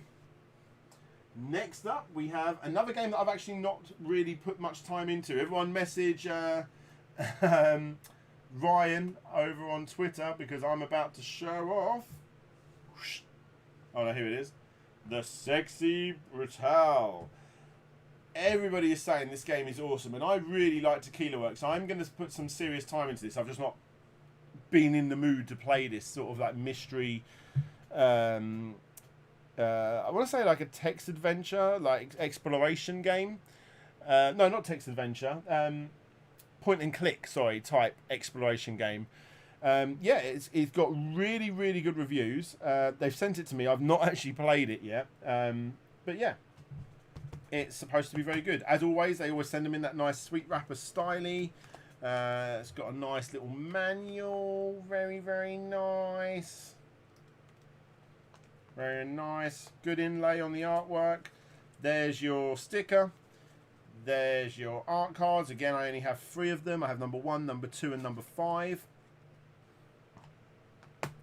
Sexy Brutal. I can't talk much about it because I have not played it. Ah. What is it, guys? In my opinion, the best game on the Switch is... Obviously, it's going to be Super Mario Odyssey. The game I've spent the most amount of time on the Switch. Really good game. Let's have a look. Sonic Mania is the best Sonic ever. Oh, Marcus, not better than Sonic 3 and Knuckles. No. Sonic Forces equals press right to win. Really? Is it that bad? Need Sonic Colors ported. I quite enjoyed Sonic Colors, and it had a really good art style as well. Buy some... Oh, yeah. Yeah, there we go. Preferred Mario 64, fair enough, but this, for me, it wasn't as good as Galaxy, but my God, was it good. As usual, not much going on with the inlay. And that's the back of the box. So they really don't do much with it, but it's obviously a fantastic game. You own a Switch, you own this game. It's a must. It's a must.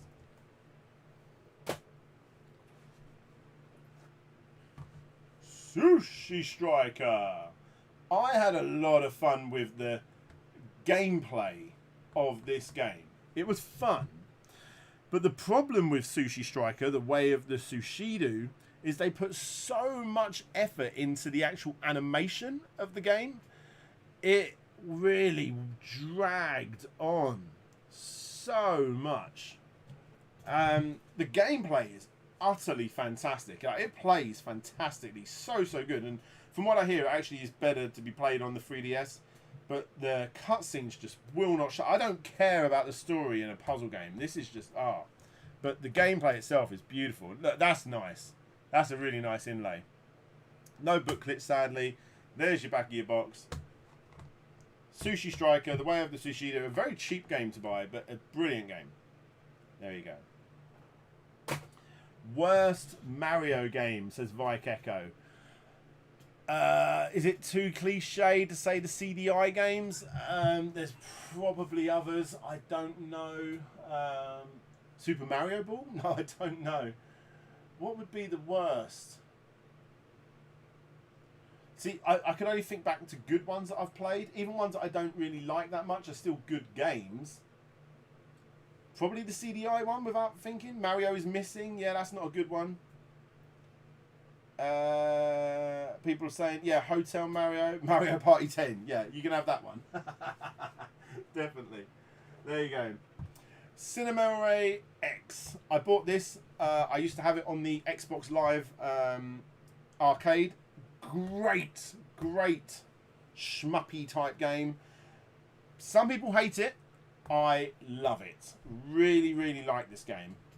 Mario teaches typing. Oh, now we're throwing them out there. Very cheap game. Boring. And there's your back cover. But no, I really liked Cinemore. I thought that was a cool game. What's next? Another PlayAsia game. Shikondo. And would you believe it? I actually own it on the PlayStation as well. Woo! There you go. Go back in there, So yes, this is Shikondo. This is a very obscure shmup game. But the soundtrack and the art style, it's quite an easy game, but it's so good. And it's one of those games that you'll get through quite quickly, but you'll want to try and continue playing through it several times over and over to better your score. And it's never going to be a bore to do so because it just looks and sounds so incredible. So incredible. There are probably better shmup games in general, but yeah. Number 2,758 of 3,000, so I got in there quite late. There's your game itself. Come on.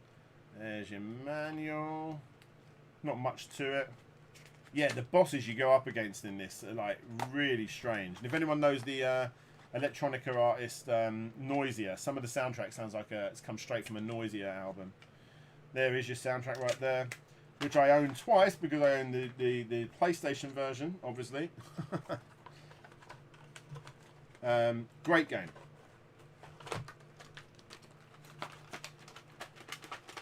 Definitely check out some of the like a playthrough of it or something and see how strange it is. These PlayAsia boxes are really hard to get back in from time to time. Come on, get back in. There we go. So that's Shikondo. Next up we have another super rare game, Snake Pass from Sumo Digital. I'm a big fan of Sumo Digital. They do a lot of stuff with Sega, obviously. And would you believe it? There it is. Whoop! I have it on soundtrack as well, on vinyl. Yay! So, David Wise, Donkey Kong Country guy, made this soundtrack, by the way. This was probably the first indie game that people were like losing their mind over for the Nintendo Switch, from what I remember. A game where you it's a very simple game where you just go through very simple little mini levels, like these floating islands, I suppose. But yeah, you just basically got to sliver around. So you got to really get good at just moving the controller left and right, left and right, left and right to try and constantly wriggle around and move your body around pipes to try and hold on, all that sort of stuff. It's a really, really cool idea, and I quite like it. I think it's a really cool game. I bought it digitally, and now I own it physically. So there it is.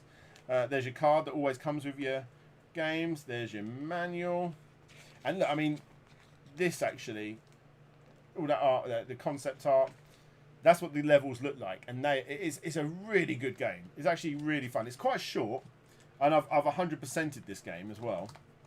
There's your super rare games. Oh, let's turn it that way. Super rare games sticker, which is nice.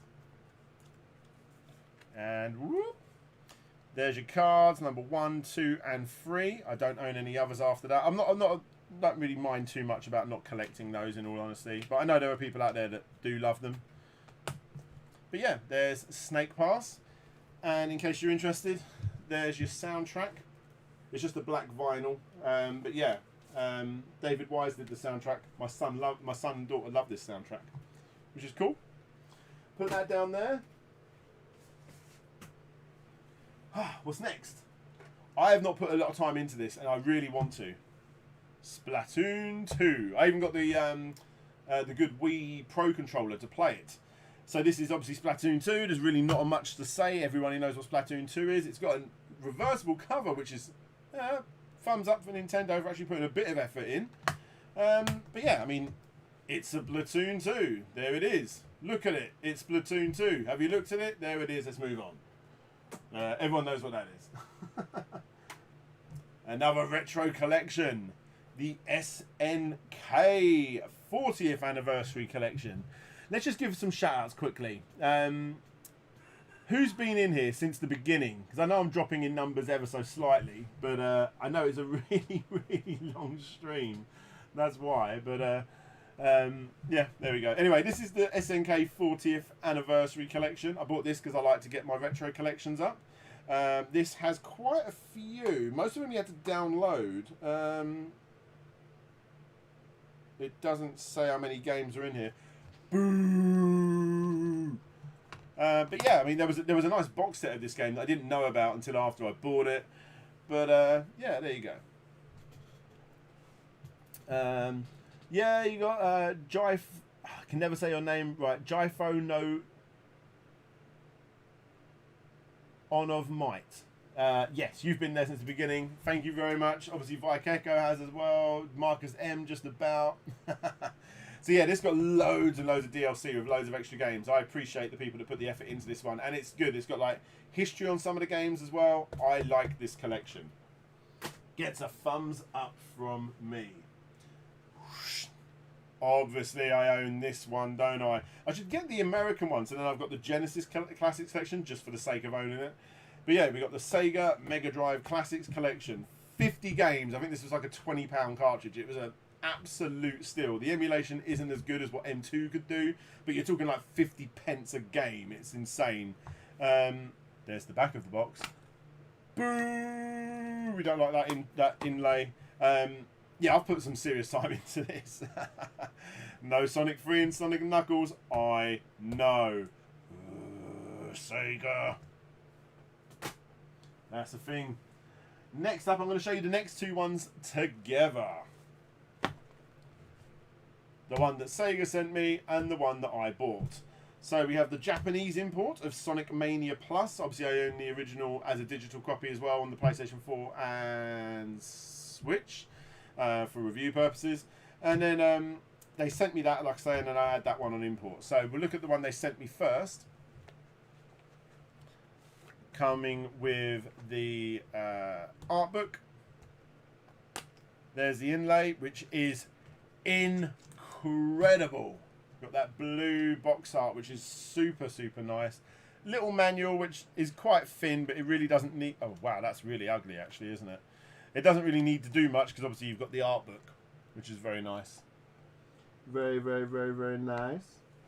Very nice. In fact, I might have something funny to show you. Yeah. I'll show you something funny in a moment. So yeah, that's the European and American version. And then, of course, you had... Let me put that one back. Oh, who's donated? Ben Jones. Sonic Mania is a fantastic game. Anyone who loves Mega Drive Sonic needs to play it. I can't agree more, Ben. Thank you for your donation, buddy, of course. But yeah, endless amounts of time I've spent on that. I've completed it with every single character, including the 2 extra characters. It's so, so good. So anyway, there's your Western one. And thank you for your donation, mate. Here's the Japanese version of the game. Now, what they do is they put this little bit of... Oh, I'll put it this way. Put this little bit of paper over the top, because that makes it the Nintendo Switch one. And then obviously they don't need to do it for the PlayStation one. This is just the same. So let me open this up. Annoyingly, it came a little bit damaged, a little bit bent at the top, which really annoyed me. But it is what it is. I didn't lose any sleep over it. There we go. There's your game itself. We'll look at that in a moment. Move that bit of card out of the way. Another Art of Sonic Mania book, which is the same as the other one. Then you've got this big DVD case of the original soundtrack. And look, let me take that out a moment. Look how lovely that background artwork is. Really, really nice. Such an incredible game. Ben Jones ain't lying, people. Amazing game. Like, full soundtrack as well. Oh, I didn't bring this one in. I actually own this one on vinyl as well, obviously from Data Discs. Yeah, beautiful one. Now, the cool thing about this is, on the inlay of this, is the Japanese artwork. So I do need to get the American version so I can have all 3 artworks together. Because, let me put that... there we go. So I've got the American and the European box art together. I just need that American one. If I can get that American one, then I will have all 3 together. It's hard to make that push just to spend extra money just so I can have a bit of box art, you know. But it is nice. It's very nice. I'll put that one up there so I don't get confused. But yeah, guys, as Ben Jones said, I mean, it's a great game. I pumped so much time into this game. Completing it with every single character. All of the emeralds with every single character as well. Great, great fun. Now, the funny thing is, I don't just own... Obviously, I own the soundtrack as well, but I don't just own the vinyl soundtrack and these 2 games. I also own the booklet quite a few times.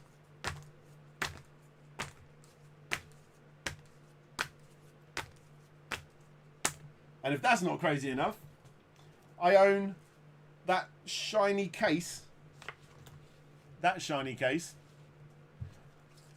Quite a few times as well. Quite a few times for all of the Nintendo Switch. And for the Xbox One.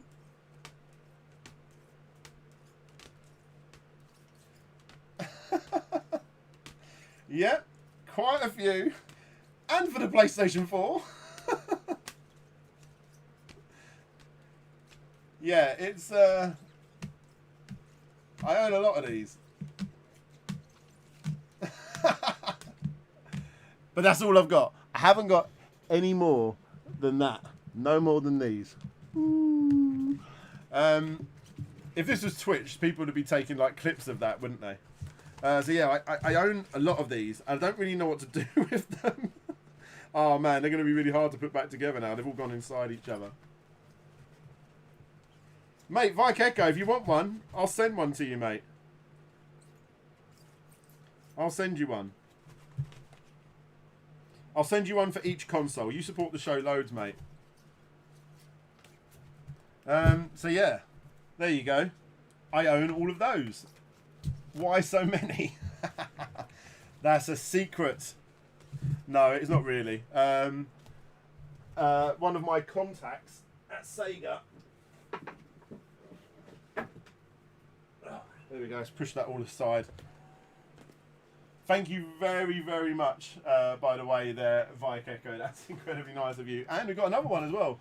Dalton. And for the Ouya. No, not for the Ouya. Basically, yeah, someone at Sega said to me, Dan, do you want all of these covers? And I was like, yeah, sure. And when they sent them to me, I was like, whoa, there's a lot in here. I literally just got a package just full of them. I don't. Yeah, sure, okay. So this one we're not going to class as one of my 103 because I've already shown you Bare Knuckle 4. This is Streets of Rage 4 from Signature Edition Games. Very, very, very, very nice version of the game. Oh, it's so nice actually. So there we go. We've got all of the signatures there. You've got the bandana, which is nice. Let's move that aside. Got a card. They always put a card in. Don't forget the card. They're going to feel ripped off without their card. I was one of the first 500. Might be my game of 2020. I think it is mine, Marcus. I'll show you that. Is it going to zoom in all right? Yeah, there you go. There's my coin signature edition, which is nice. I've started to get quite a few of these coins now. So there's the game itself, which of course got a reversible cover, which makes it look more like that limited run version, which I've also got coming. There's the booklet, which is cool. Oh, what a good game. So good. There's a key ring that came with it as well, which is nice. I believe that this is like technically like the main version that's going to be coming out. I don't know if you can see. Let me try and zoom it in there. Okay, yeah, there's pins. And don't get me wrong, the pins are nice. They are nice to have. But there are some stupidly expensive and stupidly beautiful pins coming from Lineage. They're not called Lineage Games. It's like this company called Lineage are putting out these, like, they're £200 for like the whole set of all these pins. And I have them all coming. I will do a video when I get them all. So yeah, there's a lot of Streets of Rage pins, basically. And then finally you have the soundtrack, and just like Dead Cells, it's really nicely done. Same sort of packaging, insanely good soundtrack. And yeah, I have that ripped on my PC, so I don't have to get it out too often. Love it, love it, love it. Really, really nice. So yeah, that's that game. Close all that up. Oh no, open it back up. Got to be extra careful with my Streets of Rage 4 collection. I've actually got this game coming in total 4 times. I've got 2 versions from Limited Run coming as well. And obviously we had the Bare Knuckle 4 one right at the beginning of the stream for everyone that missed that. So there we go. There's Streets of Rage 4. Oh, now we have easily, yeah, here we go, this one. We have easily my most expensive collection I ever done. I've done a whole video about this. Whoosh. Space Invaders Invincible Collection. Put on the bandana. No, Casey. So this is my Space Invaders Invincible Collection for the Nintendo Switch. And the annoying thing about this is a better version is now coming out in the UK from Strictly Limited. So yeah, let's open this bad boy up for people that didn't see the video. So you've got loads of cards here. These are all the things that came with that were on the side of the arcade cabinet and stuff like that. Let's get these out. There we go. Very nice. Not really much to show in all honesty, but they're nice. They're nice. Oh, actually, that's really nice actually. Great version of the game as well.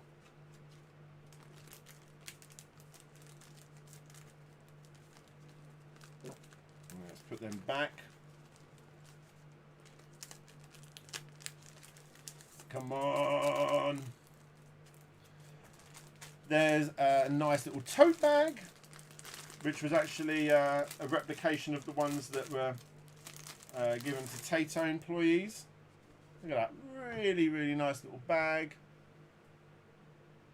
Or Tato, not Tato. Who's saying Ricardo? DJ Slope. Hello. Hi, Ricardo.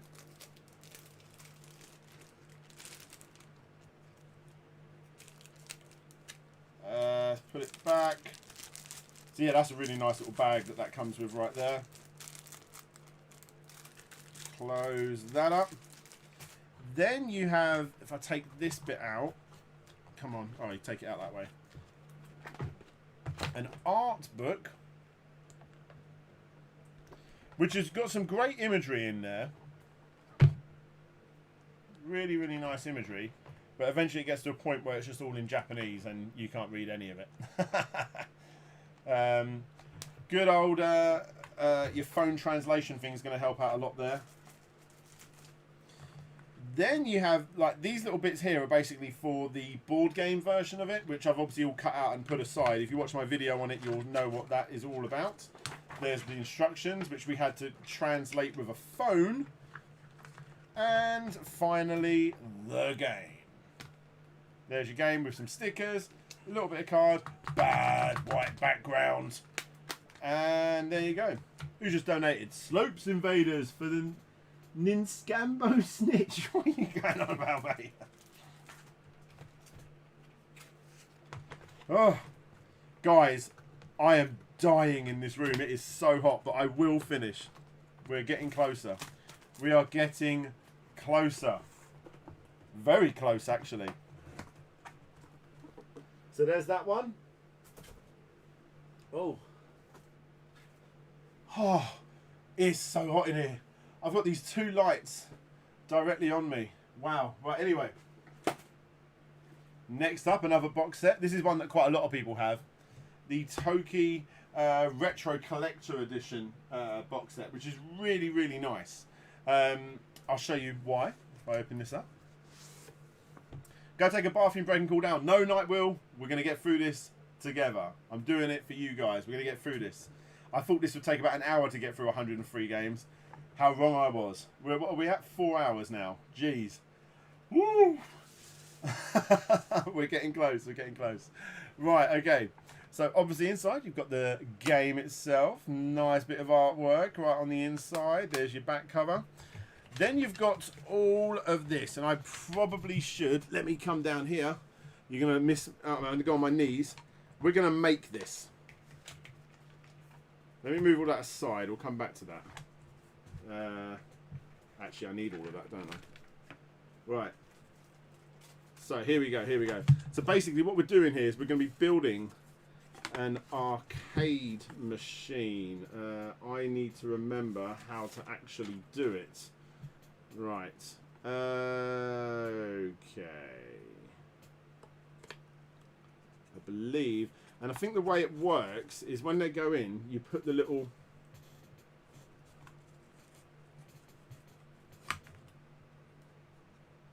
I've put up multiple reviews since you started the stream. I know it's been a long one, mate. It's really been a long one. This has got to be one of my longest streams, I think. We're not going to hit 5 hours, don't worry. It's not going to go on that long. So there's that. Don't know if I've already done it wrong. We will see. Yes, I have. Already done it wrong. Wow, I've got to remember how to make this. Right, how do we make this? How do we make this? Let's do the easy bits first. So, no. Oh my god, how do I make this? He reckons it goes that way, but I don't get how that how would possibly go that way. Right. We are going to make this. Come on, guys. This is where I'm going to seriously start losing people watching me. Oh, okay, that goes in here. That goes in here. So there's your first bit.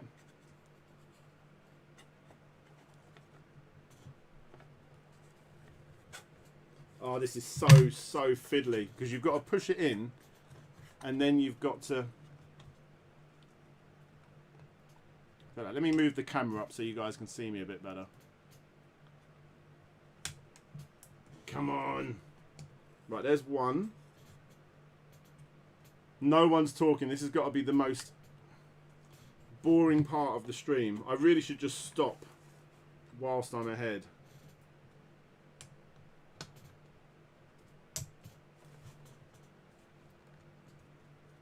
Frillings. That's Vikeko. I'm sorry, mate. But I said I was going to show you all of my games, and I'm going to show you all of the games. I'm not lying.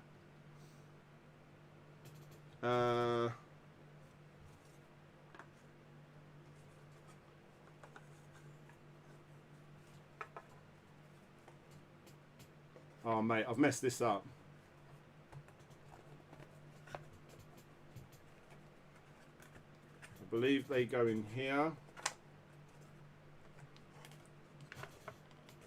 I've seen one of these before. I'm sorry, everyone just wants me to stop, don't they? Everyone shout. Tell me if you want me to continue on or stop making this. And I will do what you guys suggest. Don't quit, Daniel. Finish making it. Okay. The fact that someone wants me to finish making it makes me want to finish making it. Even though I can feel the sweat dripping off my face.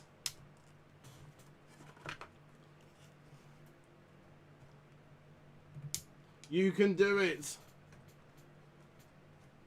I can do it. Right, so there's that bit. Then, what would that bit be there, maybe? Yep. Then, what does that go in there? Thing is, they're numbered, but there's no numbers on there even. Alright, freeze the easy bit. That goes on the top.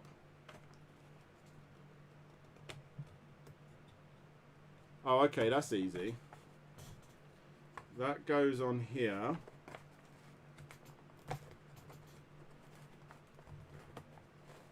Text the wife to get a cold glass of water. No, no, no. I bet you she's asleep, mate.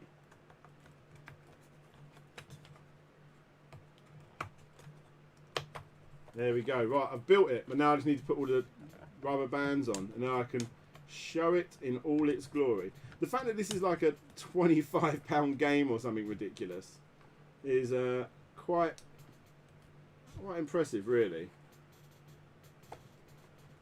You know, this all came with it as well. I mean, it's like a £25, £30 game. And it's a good game. A remake of an old classic arcade title. Good game. Wood or cardboard? It's wood, mate.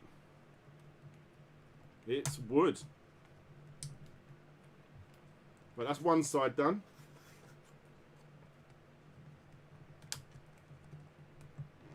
I've got 85. I've managed to keep consistent 85 people watching whilst making this. And two more.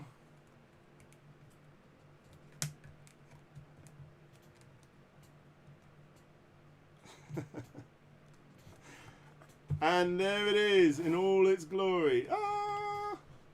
Oh man. If I just get my switch. There we go.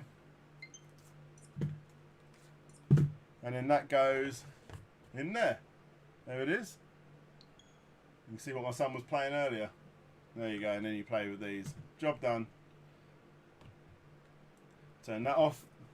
Put that up there. Woo!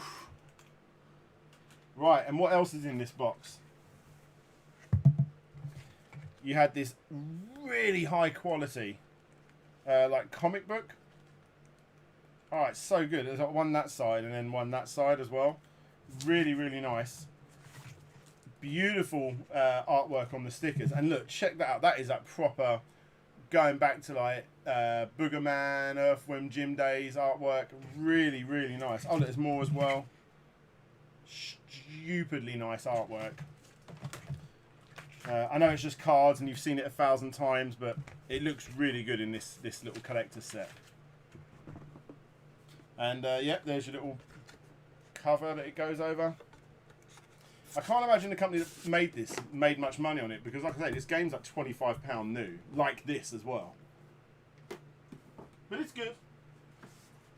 Now we have one of the, I don't want to say the biggest disappointment, but this is one of the most expensive one. I mean, basically the way it used to work, I used to get like this credit with Play Asia. So I saved up a bit of credit and I bought this stupidly expensive. It was like over $200 and probably close to £200 box set, thinking that when I read everything that was going to be in it, it was going to come in this massive box and all that sort of stuff, but it didn't. Most of it was just wrapped in bubble wrap. And it was for this. Team Sonic Racing. Now, I own this game quite a lot because I quite like this game. There's my PlayStation 4 copy of it with the not the Amiibo, but like the PlayStation versions of Amiibo in there. And I've actually got, in case anyone's interested, let me find it. Where is it? Yeah, look, there's the press copy of it as well, like the review copy of it, which is cool. And I even went to a big day up in London for it, which is really cool as well. But yeah, this is the Japanese version of Team Sonic Racing. You know, you've got a nice little inlay there, which is really cool. Not much of a booklet, same as Puyo Puyo Tetris. What's that? Oh, promotion for the soundtrack. But then it was supposed to come with all this extra stuff. And basically everything else was just wrapped in bubble wrap. And this was all the extra stuff that it came with. So first he had this, which is loads of postcards. Okay, so that wasn't one of the higher things I was most excited about.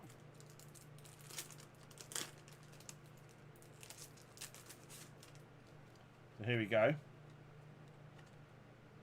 And yeah, you know, they're pretty... Oh, let's move back there, sorry. You know, they're just typical art cards. Or postcards even. Of all of the different characters in the game. There you go. So, I mean, that is what it is. I was expecting like this mental sized box set. So you got that with it. Let me put that back in there. So you got that with it. You got this. Again, this was all just loose.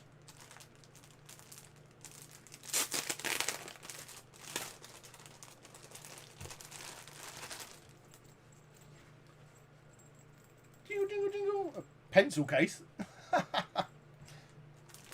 I feel like there was a company out there that was like given the Sonic license to like send all this random stuff to like shops and God knows whatever else, and they just bundled all the little things that they licensed Team Sonic Racing to in Japan and just put it in a box and said it's a collector's edition. You then got a keyring. They're gonna...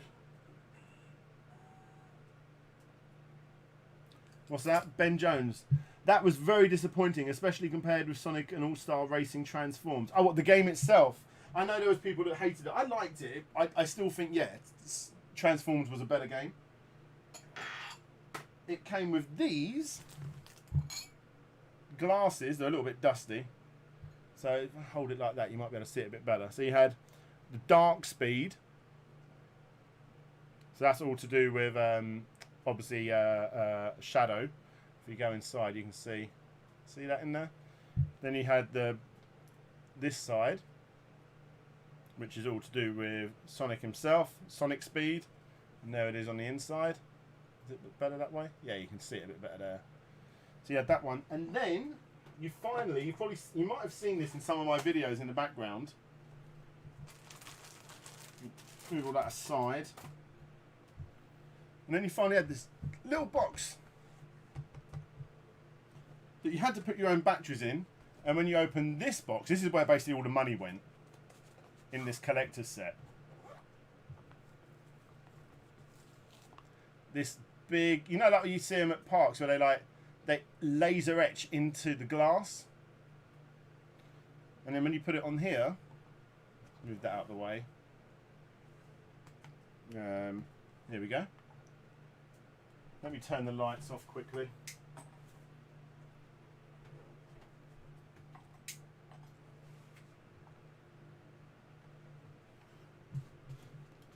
Can you see that? Oh, it looks quite good on the camera actually. Can you see that way too much? Oh wow, look at the flicker. But yeah, it's cool.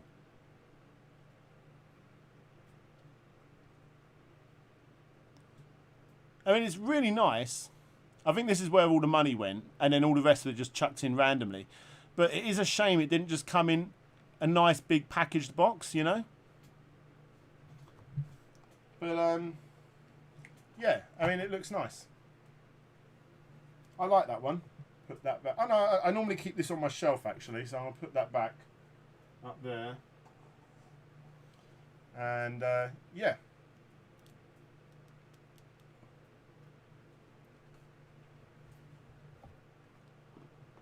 There's a port for a power supply on the back. No, there's not.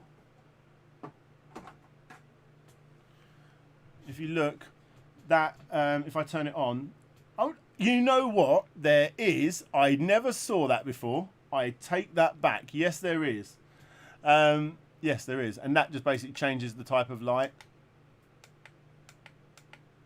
And it changes colour on that one. So yeah, it's cool. But that's obviously where all the money went with that box set. Definitely.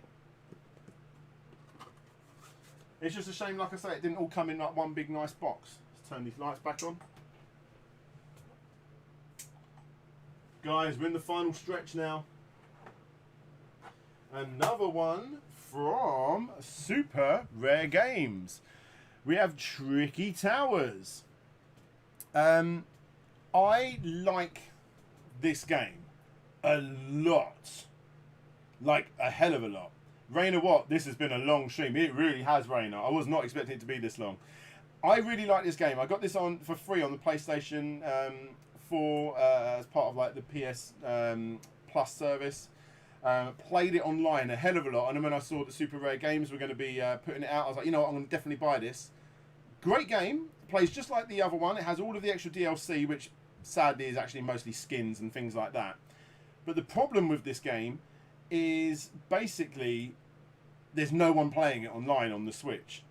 I've tried so many times to find people to play with and there's no one, which in my opinion is probably one of the biggest flaws of it. It's not the game's fault, it's just the fact that no one's playing it on the Nintendo Switch. So it's a real shame.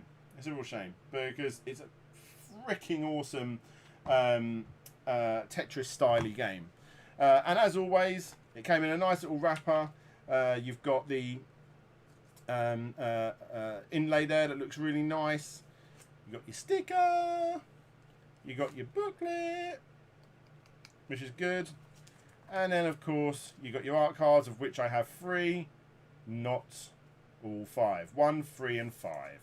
There you go. It's a thing. So, there you go. Hang on, I just felt something move then. Maybe I didn't. Okay. I thought I felt a little rubber band which I need for my Toki thing, which I thought would just come off. Anyway, so there's that one. We have another one here from Nicalis. We're in the T's now. Tiny Barbarian DX. Good little game. It's like a precision platformer type game again. I love these sort of games. Comes with a little bag. What's inside the bag? I forgot myself, if I'm honest. Oh, a keyring. Comes with a little keyring. Their instruction manuals are all very uniform to typical Nicalis stuff. Very nice, very nice. Look, reversible cover as well, which is very good. And let's put that. It's quite nice. It comes in a little pouch. I like that. Yeah, this is a cool little game. I spent quite a lot of time playing this. It's good. Got that on stream. Yep. This game, guys, I adore this game. If you've been watching my channel for a while, you'll know I actually did a video on this. But this is the Two Tribes. Oh, let's move in a bit. This is the Two Tribes box set that I got from Super Rare Games. Absolutely adore this game. So basically, I'll show you how much I adore this game. I'll show you in a minute, actually. Here we go. So, we open it up here. So Tokitori collection, they were quite big. I want to say the Amiga, Game Boy Color, and then it went over to the Wii and Wii U, where we got Tokitori Plus, and this is like a collection of several of the games on this one cartridge. And then you have Rive, which is easily one of my favourite games ever. Like literally, I adore this game so much. You have a little sheet that comes with it that gives you a little bit of information about the company, which is really cool. But what's really, really cool is this.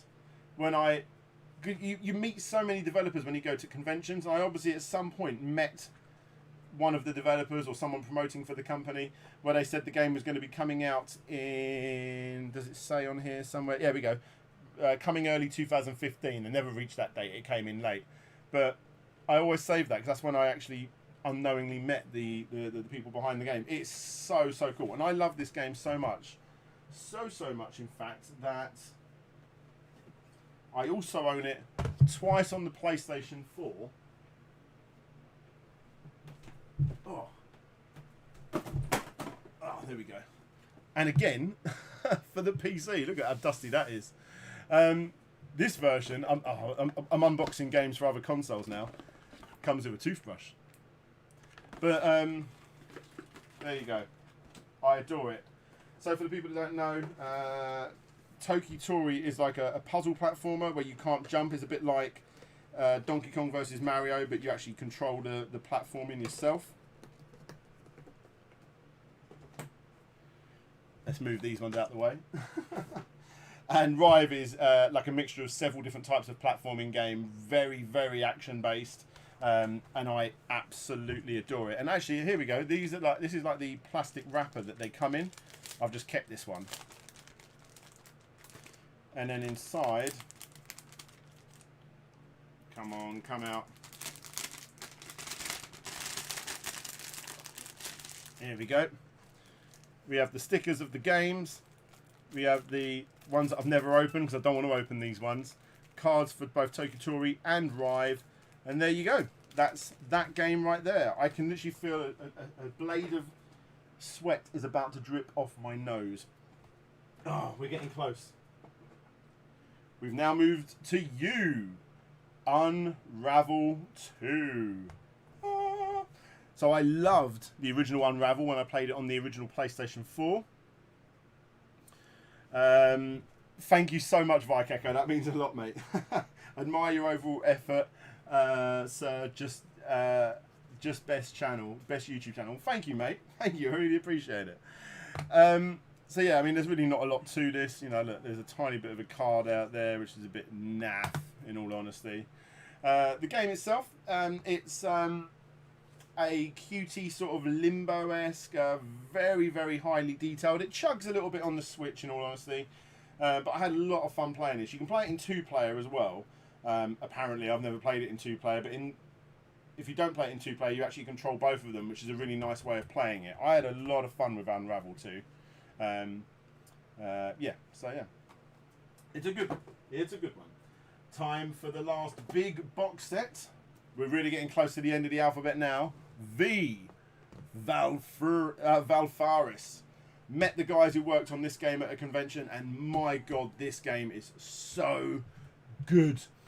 Marcus M, for your dedication and interesting look at your collection, I shall be buying Ninja Jar Jar Maru and Kunio-kun collection. Oh, well, that's awesome, mate. I'll tell you now, Ninja Jar Jar Maru, there's not a lot to that game, but it's very repetitive and a lot of fun.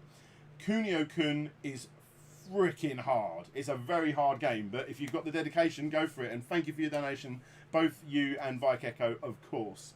So, Valfaris Signature Edition. Let's go through this one. Open this up. Very similar to the rest of the Signature Edition games. This game is so incredible. It's it's got an art style unlike any others. I think the way they've done it is they've sort of CGI'd the characters and then put some kind of pixel filter over them to make them look like crazily detailed with all their pixelization. Really nice game. Let's go through them. There's obviously the signatures, as they always do with Signature Edition. Here's a card. There you gotta have a card.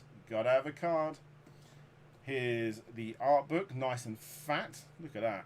Really nice. Guys, check this game out. You got some time? Check this game out. There's some pins. You can see they've got like a uniform style, just like that Streets of Rage one. Just like there, you got some pins. You've got the game itself.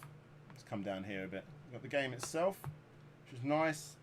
Little art style in there. No need for a booklet in this one because obviously you've got the art book over here.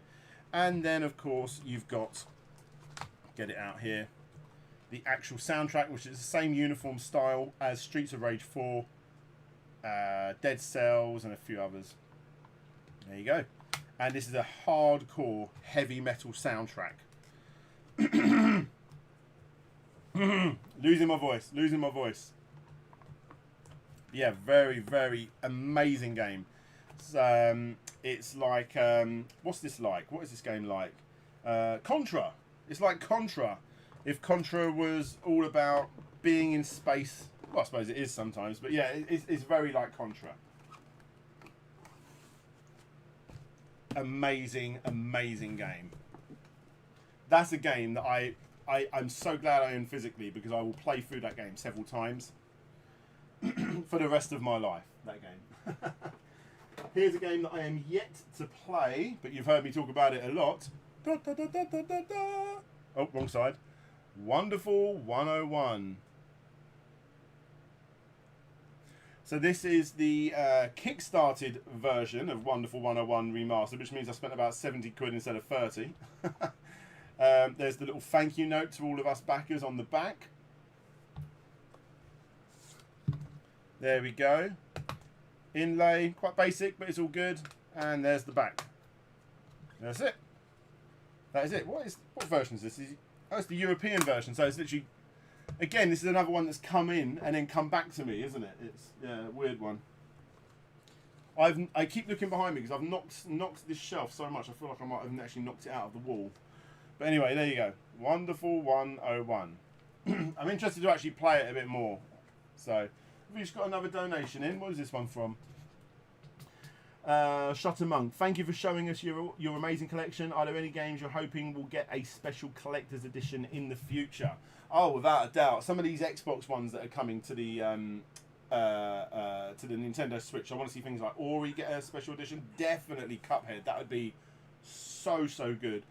I was going to say Ikaruga, but that's just happened. I haven't got the money to be able to put that down at the moment. But yeah, Ikaruga, that's a good one. What else? I'd like Nintendo to actually put some love into like releasing their games, even if they charge like an extra tenner. There was like an extra tenner to get like a really sexy version of Mario Odyssey or something like that. That would be great. Next up, we have a game that I love so much that I did a complete history on it. Wild Guns Reloaded. I play this game monthly almost. So much.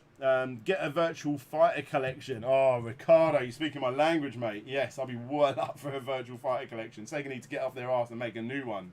Majorly. So, Wild Guns Reloaded. Really amazing games. It's basically a remake of an old Super Nintendo game with a few added features. If you've got the dedication for to really put into a sort of what would this game? It's sort of like an actual shooter game, as in like a game that you would need a gun for, but you do it by controlling a little person that goes left and right on the screen. It's so good, and the amount of effort they put into the extra music and all that sort of stuff is so nice. This is the reversible cover, just like they did with Ninja Warriors Return, the Ninja Warriors. And guys, the music, the soundtrack, everything about this, even the original Super Nintendo, is so incredible. Really good game. Then we have this one, which I completed. One of the first games I downloaded, and now I've bought it physically as well. Wonder Boy 3, The Dragon's Trap. This is the, I want to say the Japanese import. We'll have a look, make sure I was right on that. I'm not 100% sure. I got this from Nin Nin Games. It was so cheap. For some reason they had like obviously a surplus of these and they were getting through them. Brilliant game. One limited run obviously have the better version, but I wasn't able to get that. So you got the little key ring there, which is nice. And thank you for subscribing, whoever that was. You got a nice little booklet, all in Japanese. Is it? Yeah, it's the Japanese release. All in Japanese, obviously I can't read it, but it's nice to have in there. Reversible cover so it can look like the original game. All in all, for the fact that this game cost me like £19 or something like that, it's a really nice set, and it's one of the greatest remakes ever made. Just not like the greatest game ever made, but the amount of effort put into this is out of this world.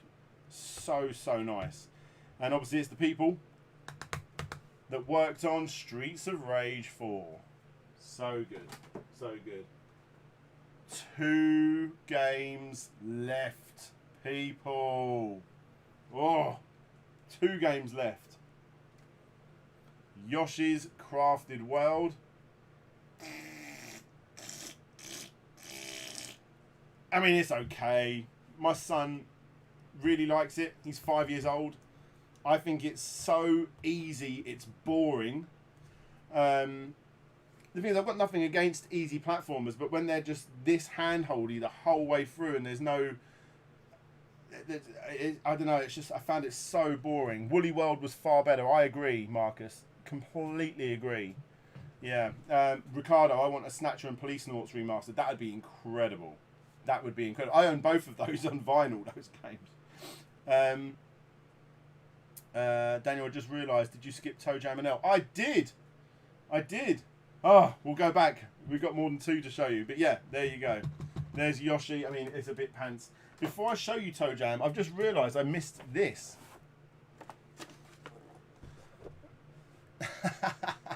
So for the people that haven't seen my ridiculous unboxing of this, this is obviously to go with this here. The big Space Invaders collection that I had earlier on. Showed you earlier on, actually came with these. And this, when I saw the pictures, I was expecting to be like big plates, but no, they're not. What a crazy collection. It actually came with these like little mini like sushi plates or whatever they are.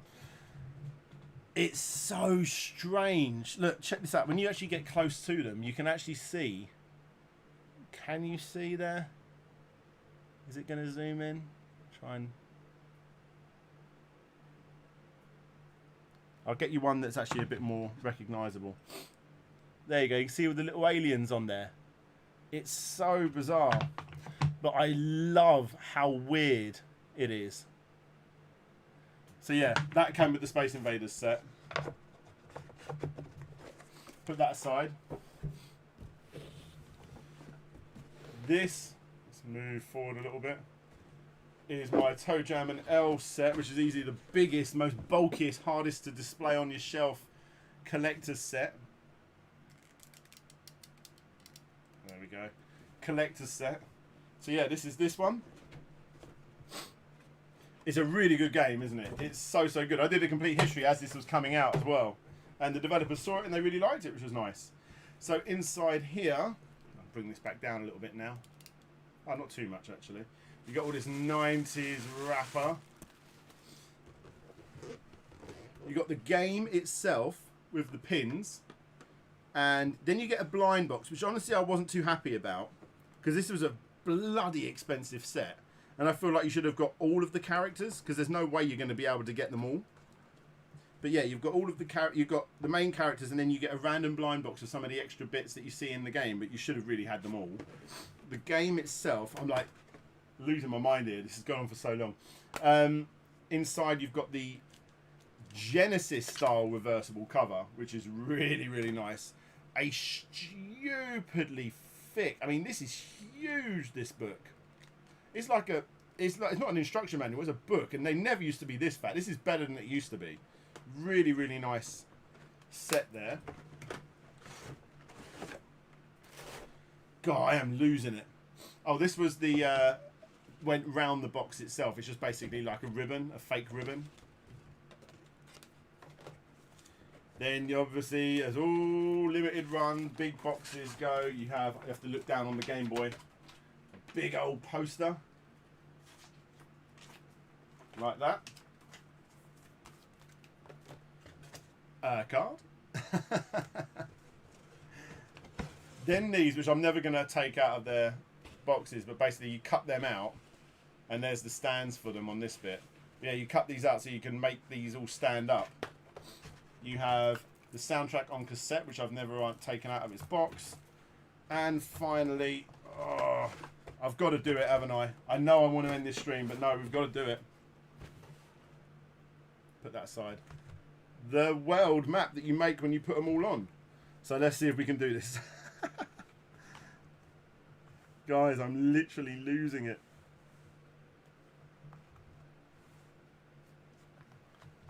It goes that way, doesn't it? Oh no, for you guys it'd actually be the other way around. Did you not get World of Goo from Super Rare Games? I did not, mate. I literally not long bought it on the Switch. I just couldn't bring myself to buy it again. You know? I couldn't bring myself to buy it again.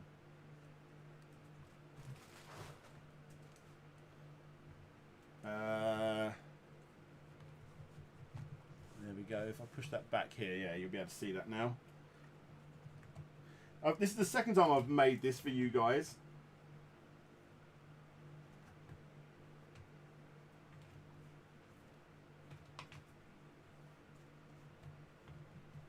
I think you could wring out my t-shirt, but I'm just so hot in this room.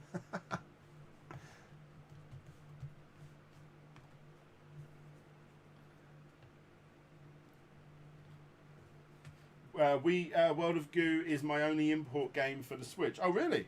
Okay. I mean, it's a good game. It's a very good game. And Super Rare Games are good guys. Did you like that set? Did you get it with the what is it? The little like steel book.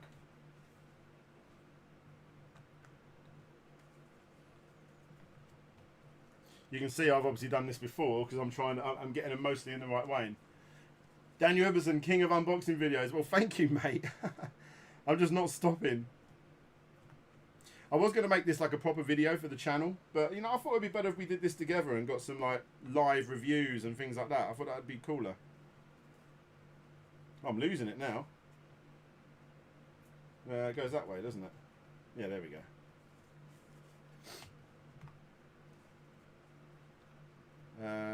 That one goes there.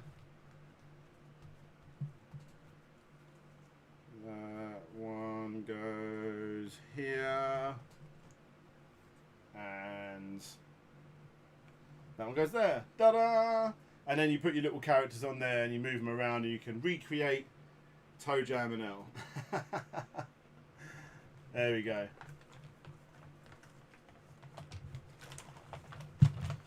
Bring it all up. Slope, you've got to frame that, mate. Oh, mate, I've got enough. I've still got stuff that I want to frame in this room that I haven't got around to doing yet, you know?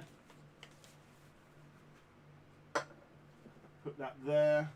Leave that there. I'm seriously running out of room now. No, we've got more than 2 games. I've got these games over here to show you as well. We've got this bad boy. I'll bring this back down again now. Here we go. There we go. Yes. So Ukulele and the Impossible Lair. I need to spend more time with this game because it's good. I feel like this is a good game, and I preferred this to the 3D worldy sort of ukulele they did. I had a lot of fun with it. I just not really given it enough time to play it again.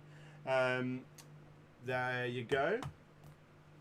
Nice little inlay. No instruction manual or anything like that. But yeah, there you go. And I'm seeing Marcus saying it's a great game. Got it on the Xbox One. Yeah, it's a cool game.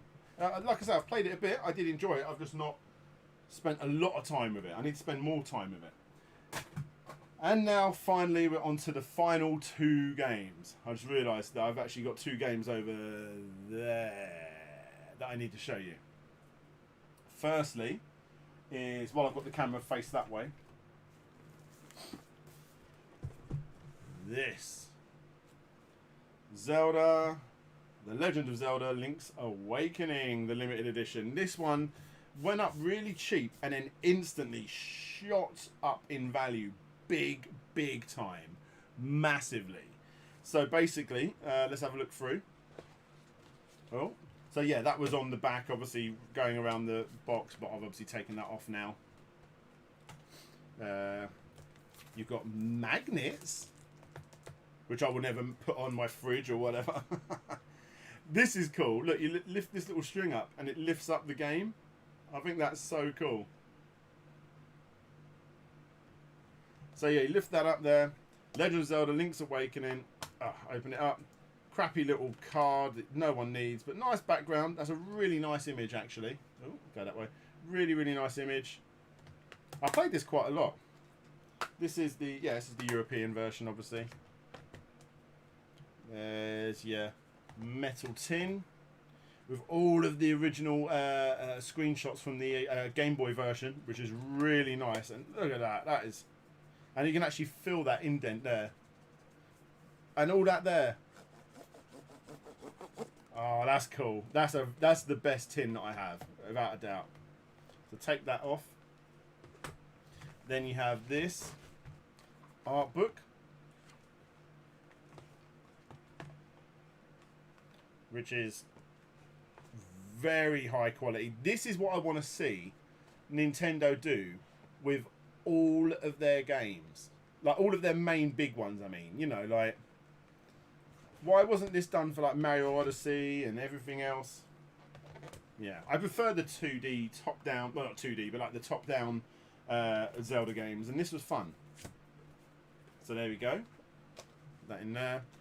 There's Zelda Link's Awakening, which means I have one last video, one last one to show you. Lift it up here, and it is of course the first box set I ever got. Boom. Zelda. Here we go. It's going to be hard to show you all of this. The Breath of the Wild box set. It's a big one.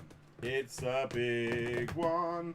Before I unbox it, thank you all so much for sticking around for 4.5 hours as I show you my collection. That's insane. So anyway, let's open this bad boy up. So inside, I've got it upside down, but so I had to rebox this for this video. But you've got this Legend of Zelda soundtrack CD, which I don't think, yeah, look, it's the selection. It's nowhere near the entire soundtrack. If you go look this soundtrack up on YouTube, there's like hundreds of tracks. But yeah, it's nice. It's nice. There's the game itself. Quite a basic inlay, same sort of like jargon on there. Very nice imagery right there. And there we go. Now, I've got a love-hate relationship with this game. When it came out, I didn't understand what everyone loved about this game so much. But when I look back, it is still, even though I've not played it since I completed it, it is still the game that I've put more time into than any other game I've ever had for my Switch, including what's that racing game from Numskull, you know, Binding of Isaac, all that stuff. I've put more time into this than any other game, and I do want to play it again. So it has obviously left a lasting impression on me. Definitely. So, and then you open this up. Let me get this out.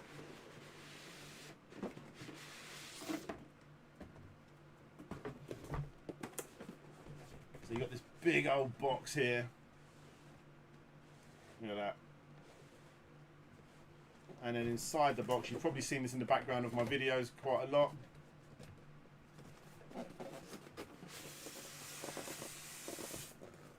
Move that over there.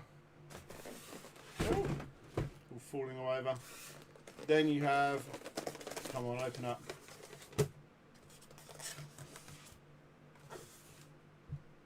The Master Sword. There it is. Very high quality. Move that down. So yeah. And that, guys, is 103 Nintendo Switch games. Oh, Marcus, mine came with a broken flower. No way! Was you able to sort it out? That sucks, mate. Ah, 5 hours. Not far off, mate. 4 hours and 27 minutes. I did my 5-minute intro. So yeah, 4 hours 20 minutes it's taken me to do all of this. If I pick this up, it's not going to let me. I'm trying to unravel this. No, it's not going to let me do it. Basically, it is hot in this room, guys. Look, I've got that light to the side of me, blaring light. I've got that light. Look how close I am to it. That side burning me up. My shelves behind me with all my Switch stuff is just completely gone. And now it's just like everywhere. I've just got piles of them. I don't know if you can see, like over here, everywhere. It's just insane. I can't believe it. We've done it. Yes. Oh, look at that. Night Will, the $5 donation. You did it, man. I hope you get cooled down quickly. I have got a little fan down here that's been on, but it's like stupidly not pointing at me. Actually, that's a bit silly. But guys, it's been good. I am gonna go and get myself 5 pints of water. I lost my voice when I was at the end of shelf 1 up here. And I'm gonna go chill. Thank you all so much. Let me give some shout outs. Let me have a look. I'm on my laptop here. Let's move it down that way. Oh. Who am I going to be saying thank you to? It's not going to look. Let's go that way. We're going to give shout outs to my main man, of course, Vike Echo. We got a couple of new YouTube members. We got Vieg Libre. We got Timblebird. Vike Echo with the donations there. That gamer was very generous tonight as well. Thank you so much. Nico Paul, Dalton. Let's carry on going through. Ben Jones. Ben Jones, thank you so much, mate. Marcus M. Shuttermonk. Is it going to let me go down anymore? Nightwheel as well. It's not letting me for some reason go further down, but I know there was more. And Nightwheel, I'm sure that was it actually. Guys, we are going to end it there. Thank you so much. There's 77 people watching, and I know there's been names there since the very beginning. I'm going to go chill out now and go and have a drink and go to bed. And my wife's the other side of that wall, so I'm probably keeping her up. Catch you later, everyone. Thanks so much. Mwah. See you later. Bye-bye.